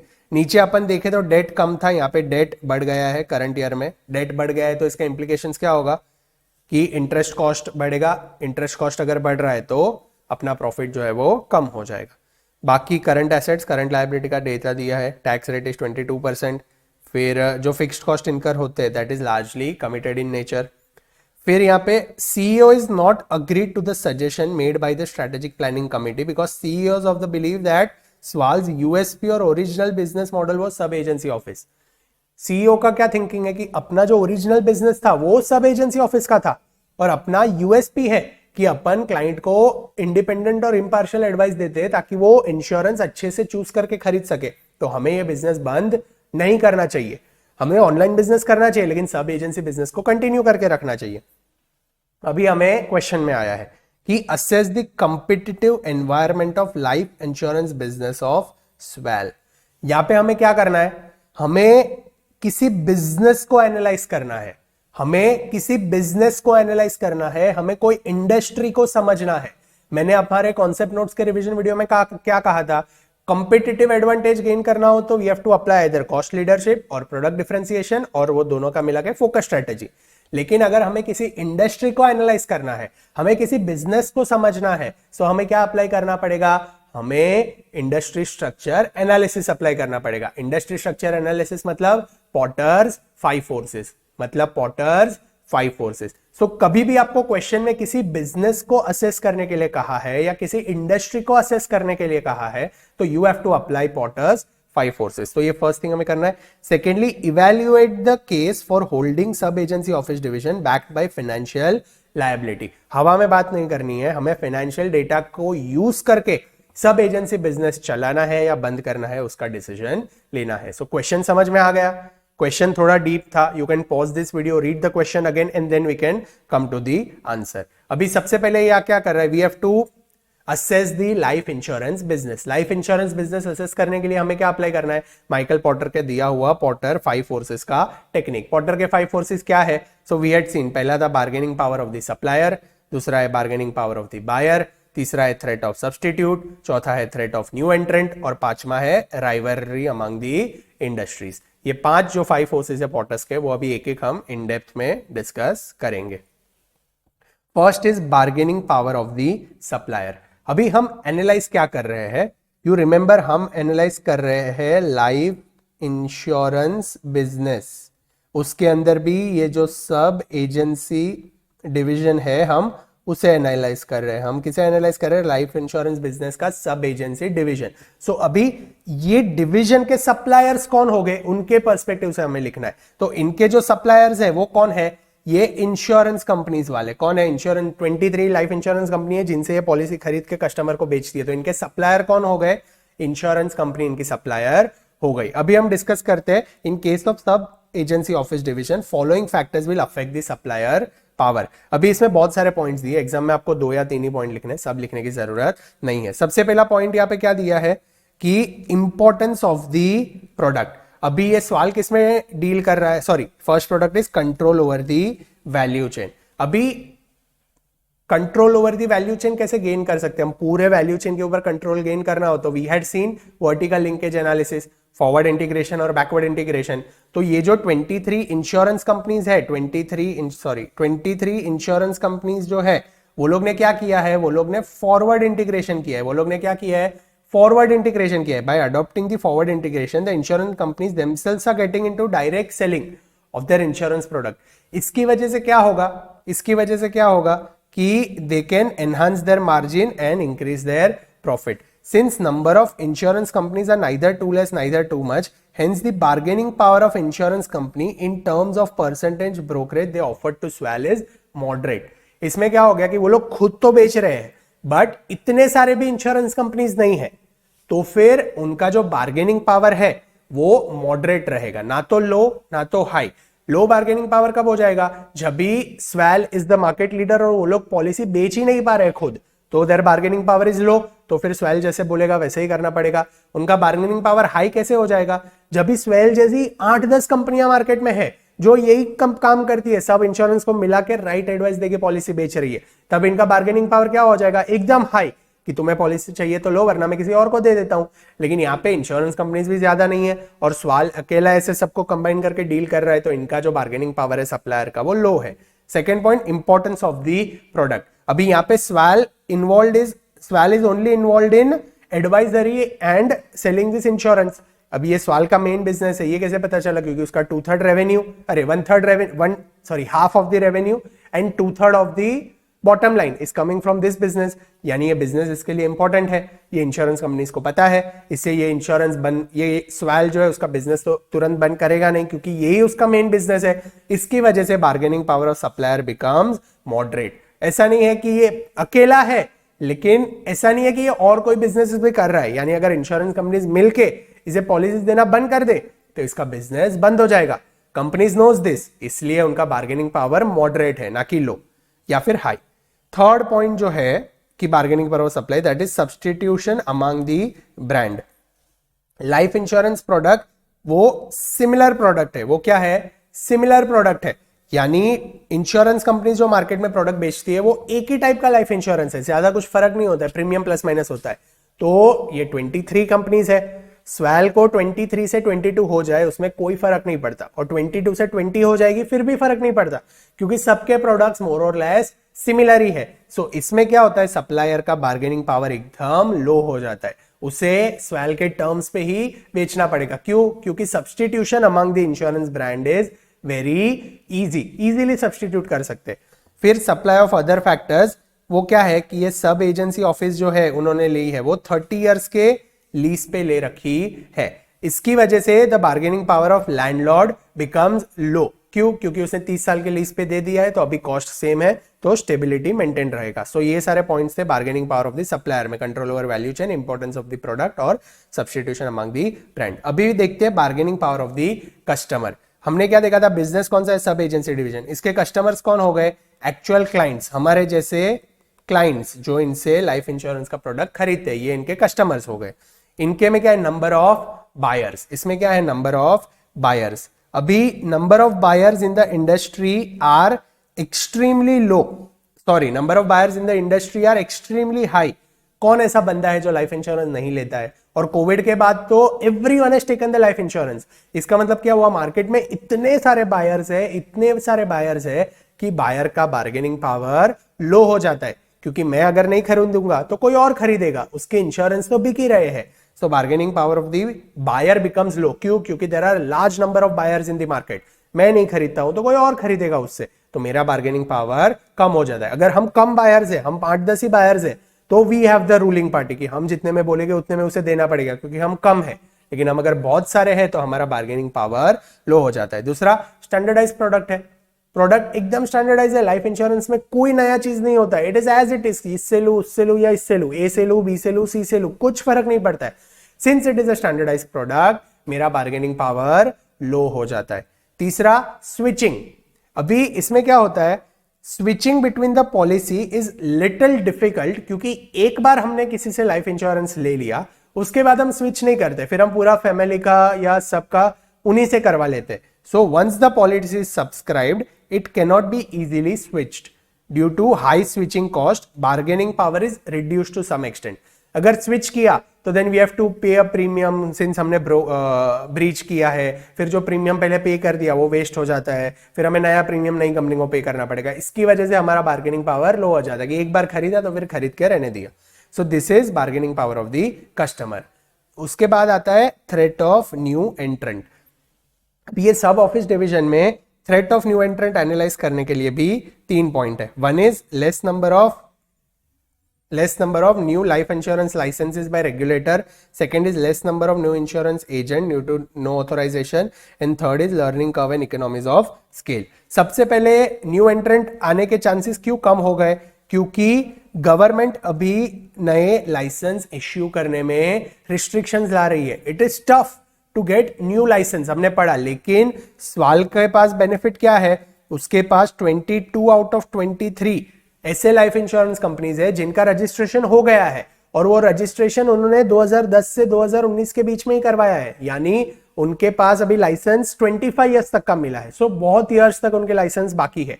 इसकी वजह से जो नए कॉम्पिटिटर्स, नए एंट्रेंट्स को आना टफ हो जाएगा, क्योंकि अभी नया रजिस्ट्रेशन चाहिए तो गवर्नमेंट लॉज आर स्ट्रिक्ट।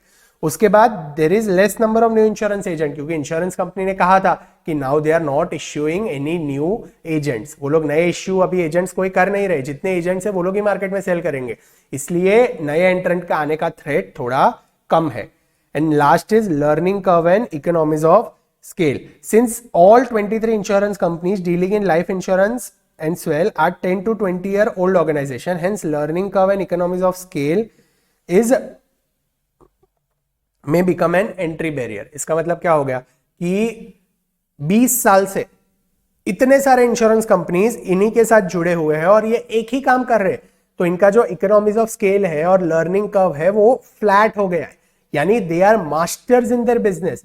इसकी वजह से कोई नया फर्म अगर आता है तो उसे ह्यूज कैपिटल इनकर करना पड़ेगा और इतना सारा बिजनेस पहले जनरेट करना पड़ेगा, तब जाके वो स्वेल की लाइन में आ सकता है। यानी they have achieved a particular learning curve and they have achieved economies of scale. इसकी वजह से नए एंट्रेंट को आने में डिफिकल्टी हो सकती है। थ्रेट ऑफ सब्सटीट्यूशन, ये बिजनेस में थ्रेट ऑफ सब्सटीट्यूशन नील है। नील क्यों? We are discussing life insurance business.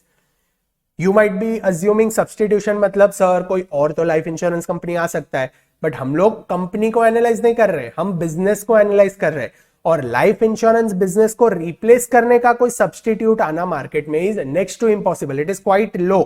Life insurance का ऐसा तो कुछ नहीं होगा कोई ड्रास्टिक चेंज होकर कुछ और ही नया बिजनेस आ जाए तो ये लाइफ इंश्योरेंस बिजनेस ही बंद हो जाए, तो threat of substitute is very low. ऐसा होगा नहीं, लाइफ इंश्योरेंस बिजनेस चलता ही रहेगा। फिर कंपटीशन अमंग दी राइवलरी, अभी मार्केट में कंपटीशन कैसे बढ़ेगा उसका हम एनालिसिस करते हैं। मार्केट को समझने के लिए मार्केट में कितना कंपटीशन है, let us analyse that. Following factors are affecting the competitive rivalry. First is number of competitors and respective market size. Since there are good number of competitors in the market, बहुत सारे insurance companies है जो insurance बेच रहे हैं, लेकिन currently swell का insurance business represents 14.55% of the market share in comparison to 14.29% of the market share 5 years ago. ये मार्केट शेयर कैसे कैलकुलेट किया? ऊपर टेबल में यहाँ पे वो लोग ने हमें दिया हुआ है कि लाइफ इंश्योरेंस का बिजनेस कितना है स्वेल का और मार्केट का टोटल बिजनेस कितना है, तो ये दोनों को डिवाइड करके वील गेट अ परसेंटेज कि कितना बिजनेस उनका कौन से ईयर में हुआ है। सो यहाँ पे वी गॉट कि उनका जो बिजनेस है वो 5 साल में कुछ खास नहीं बढ़ा है, इट इज स्टैग्नेंट। क्यों? बिकॉज इतने सारे कंपिटिटर्स मार्केट में है। सो अभी अगर उनको मार्केट शेयर बढ़ाना हो तो उन्हें ज्यादा एडवर्टीजमेंट मार्केटिंग करनी पड़ेगी और इसकी वजह से उनका कॉस्ट भी बढ़ सकता है। सो राइवलरी है क्योंकि कंपिटिटर्स ज्यादा है, इसकी वजह से मार्केट साइज इतना बढ़ नहीं रहा है। Second is lack of differentiation. Second point क्या है? Lack of differentiation. क्यों? क्योंकि सेम टाइप ऑफ प्रोडक्ट है, इसमें क्या ही डिफरेंशिएट कर लेंगे, उसकी वजह से कंपिटिटर्स का आना इजी हो जाता है, कंपिटिटर्स का फाइट करना इजी हो जाता है, क्योंकि इसमें यूएसपी जैसा कुछ ज्यादा नहीं है, यूएसपी कुछ भी नहीं है, it is life insurance business. So lack of differentiation can increase more competition. फिर स्लो मार्केट ग्रोथ, हमने देखा मार्केट जो ग्रोथ है वो बढ़ ही नहीं रहा है, इट इज स्टिफ और मॉडरेट। हमने ऊपर देखा 5 साल में इसका ग्रोथ हार्डली कुछ हुआ है। इसका मतलब क्या कि मार्केट इतना ग्रो नहीं हो रहा है, जिसके पास जितने कस्टमर है उतने उनके पास है। अभी किसी और के कस्टमर एक्वायर करना और किसी नए कस्टमर को लाना इज बिकमिंग टफ। मार्केट जिसका जितना है उतना ही रह रहा है। Since the market is growing slowly, every company will try to retain its customer, every company will try to retain its customer. इसकी वजह से स्लो मार्केट ग्रोथ है, इसकी वजह से कंपटीशन ज्यादा होगा, because no one wishes to loses their market share, no one wishes to loses their market share, इसकी वजह से कंपटीशन ज्यादा होगा। अभी मार्केट ग्रोथ हमें कैलकुलेट करना हो तो वो कैसे कैलकुलेट कर सकते हैं? It can be calculated by calculating CAGR, that is compounded annual growth rate. अभी यहाँ पे दिया है the compounded annual growth rate of life insurance business is 3.39%, whereas year growth is 1.91%. Although the potential is limited, but competition is still high. Market में growth कम है इसलिए competition बढ़ेगा, क्योंकि सबको सबके कस्टमर्स चाहिए। अभी आपको डाउट होगा सर ये कैगर कैसे कैलकुलेट किया और ये annual growth rate, year on year growth rate कैसे कैलकुलेट किया, तो लेट्स सी वो कैसे कैलकुलेट होता है। यहाँ पे सबसे पहले एनुअल ग्रोथ रेट वो लोग ने कैसे कैलकुलेट किया वो देख लेते। यहाँ पे विल सी कि 2018 में उनका बिजनेस 320 था और 320,000 करोड़, और फिर उनका 2019-20 में बिजनेस हो गया 326,000 crore. So 326,000 crore minus 320,000 crore divided by 320,000 crore comes to 1.91। क्या? या sorry, so this comes to 1.875%। ये हमने किसका year on year growth calculate किया? स्वेल का। और total life insurance market size का अगर ग्रोथ कैलकुलेट करना हो तो कैसे होगा?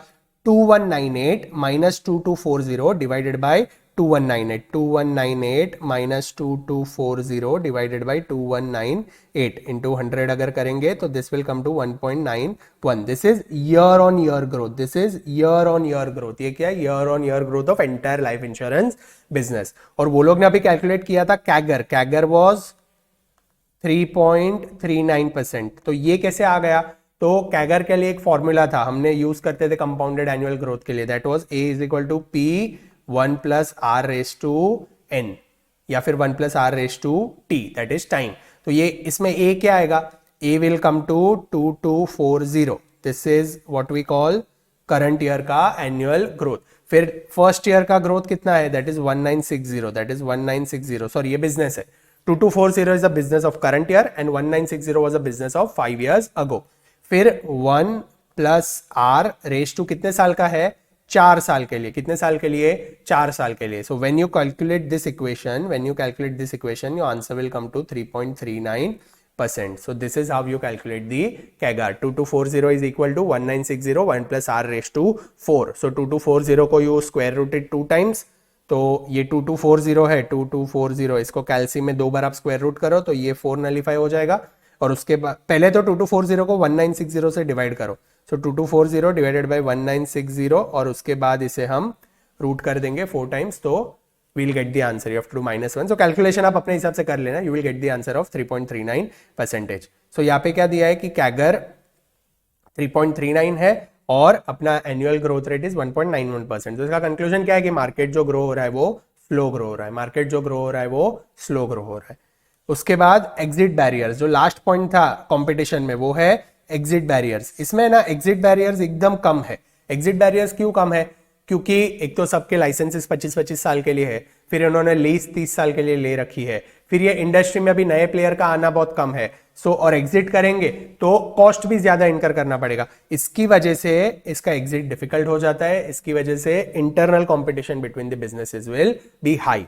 तो ये हमने देखे पॉटर्स 5 फोर्सेस। अभी हमें क्या करना है, सब डिवीजन एजेंसी का बिजनेस करना है या नहीं करना है, उसको फाइनेंशियल पर्सपेक्टिव के साथ एनालाइज करना है, फाइनेंशियल डेटा के साथ। सो यहाँ पे वो लोगों ने क्या कहते हैं, strategic review committee suggest that स्वाल सब agency office division should be sold off and it should reposition its business into online solution, but the same suggestion needs to be evaluated from financial perspective.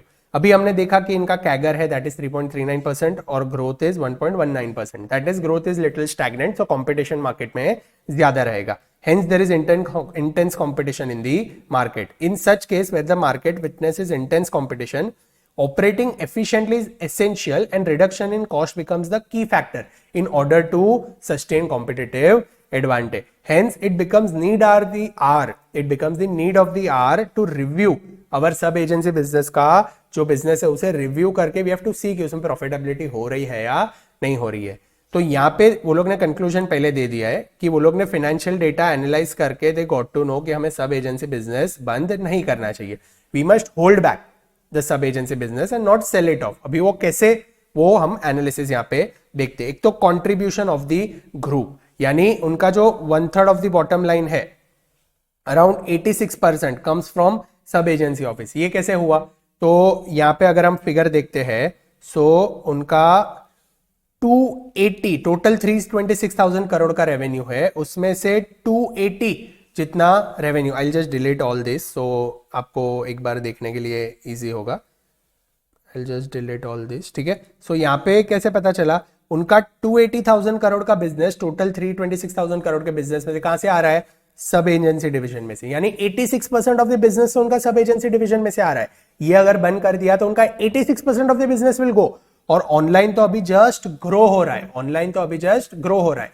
दूसरा हम देखें, यहां पे भी उनके 50+ customers है जो ज्यादा खरीद रहे हैं, हमने पहले देखा था 164 + 51 अगर आप करते कम्स टू 215, सो 280,000 करोड़ में से 215,000 करोड़ तो उनका 50+ ईयर्स से आ रहा है, और ये 50+ ईयर्स वाले को ऑनलाइन यूज करना जमता ही नहीं है।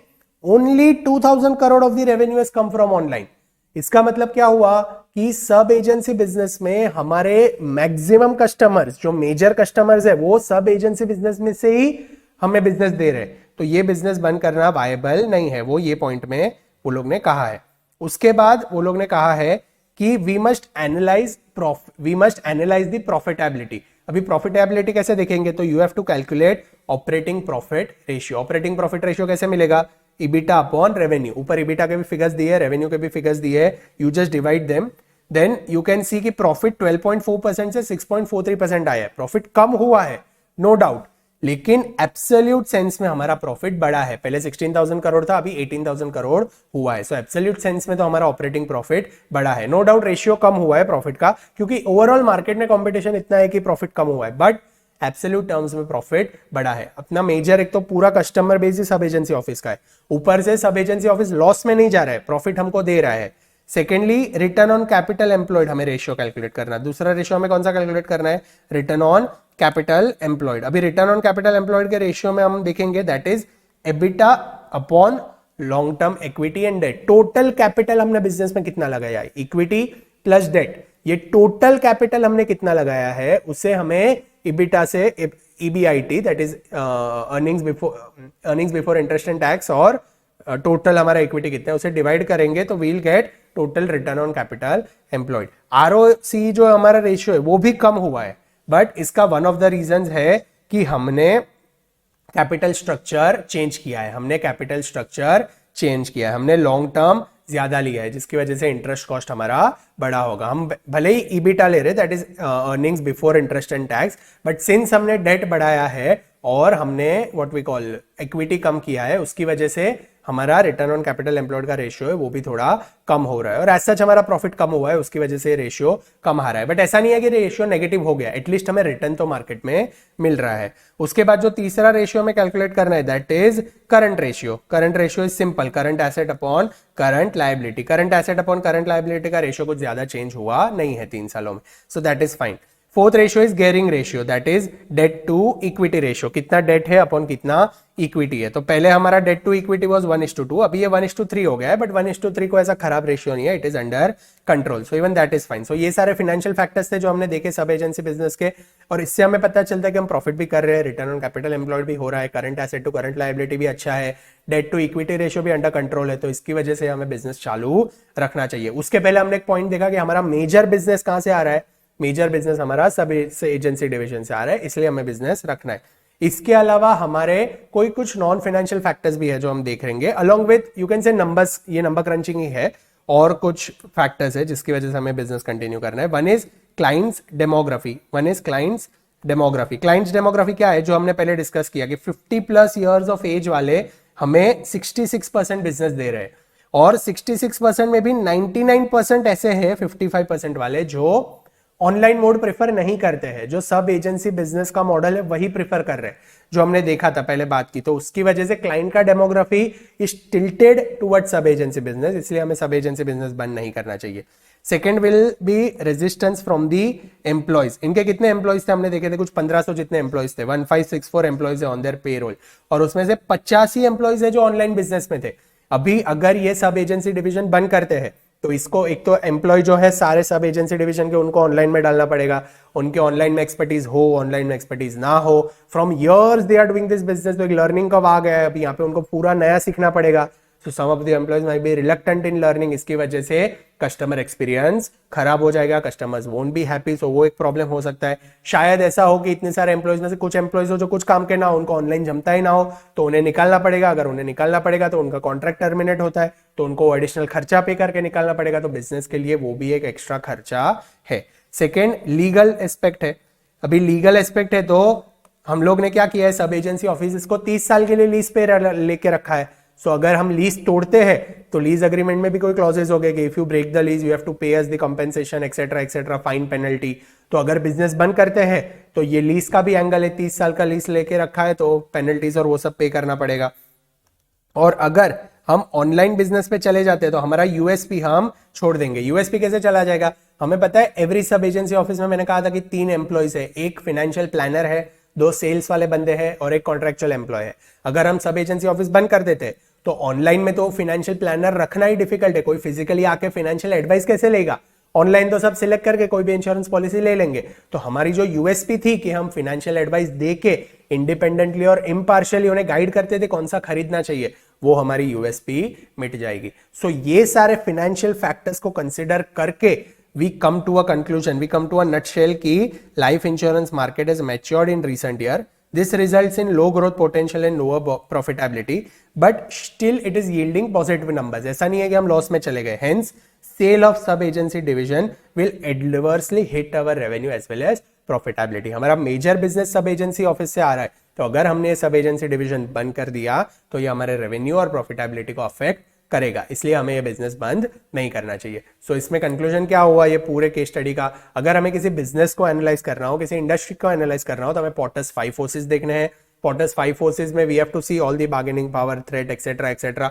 और उसके अंदर के कुछ कुछ पॉइंट्स है जो आपको केस स्टडी में दिए होंगे। केस स्टडी का जो सिनेरियो है उसको लिंक करके वी हैव टू सी कि बार्गेनिंग पावर सप्लायर का लो है, हाई है, कस्टमर का लो है, हाई है, नए एंट्रेंट आ सकते हैं कि नहीं, सब्सटीट्यूट हो सकता है कि नहीं, कंपटीशन इंटरनली क्यों बढ़ेगा, क्यों कम होगा, तो वो सारा डिस्क्राइब किया। और उसके बाद हमने नंबर्स को देख के फाइनेंशियल पर्सपेक्टिव से भी एडवाइस किया कि हमें बिजनेस बंद नहीं करना चाहिए। सो this was all about case study number 13. So here we complete all the 4 case studies which were given in chapter number 1. So अभी हम ऐसे ही सारे चैप्टर्स के केस स्टडी करेंगे। So आप एक बार खुद से भी ये केस स्टडीज रीड करना, उसके बाद ये रिवीजन वीडियो में भी अगर आप एक बार केस स्टडी देख लेते हो तो आई अश्योर यू कि एग्जाम में आपको केस स्टडीज में पॉइंट्स लिखने में डिफिकल्टी नहीं आएगी। एग्जाम में इट इज नो नीड कि you need to write exact words of ICAI, आपको कॉन्सेप्ट पता होना चाहिए और आईसीएआई के जो कीवर्ड्स है वो सब सिर्फ आपको मेंशन करने हैं। बाकी आप पूरा आंसर खुद के वर्ड्स में लिख सकते हो, सिर्फ कीवर्ड्स है और जो मेन पॉइंटर्स है उसमें you have to not miss. और जो कॉन्सेप्ट है, समझो 5 फोर्सेस हो गया या वैल्यू चेन हो गया, तो वो जो मेन हेडर्स है वो सब आपको याद होने चाहिए, उसमें you have to not make any mistake. So उसके बाद if you see this case studies और अपने वर्ड्स में आप एग्जाम में लिखो, आपको आराम से अच्छे मार्क्स मिलेंगे and you will surely secure an examination. Okay, so let's see. Thank you for listening to me patiently in this video. मिलते हैं आपको नेक्स्ट वीडियो में, तब तक के लिए keep smiling, be happy, keep studying, all the very best. Thank you, bye bye.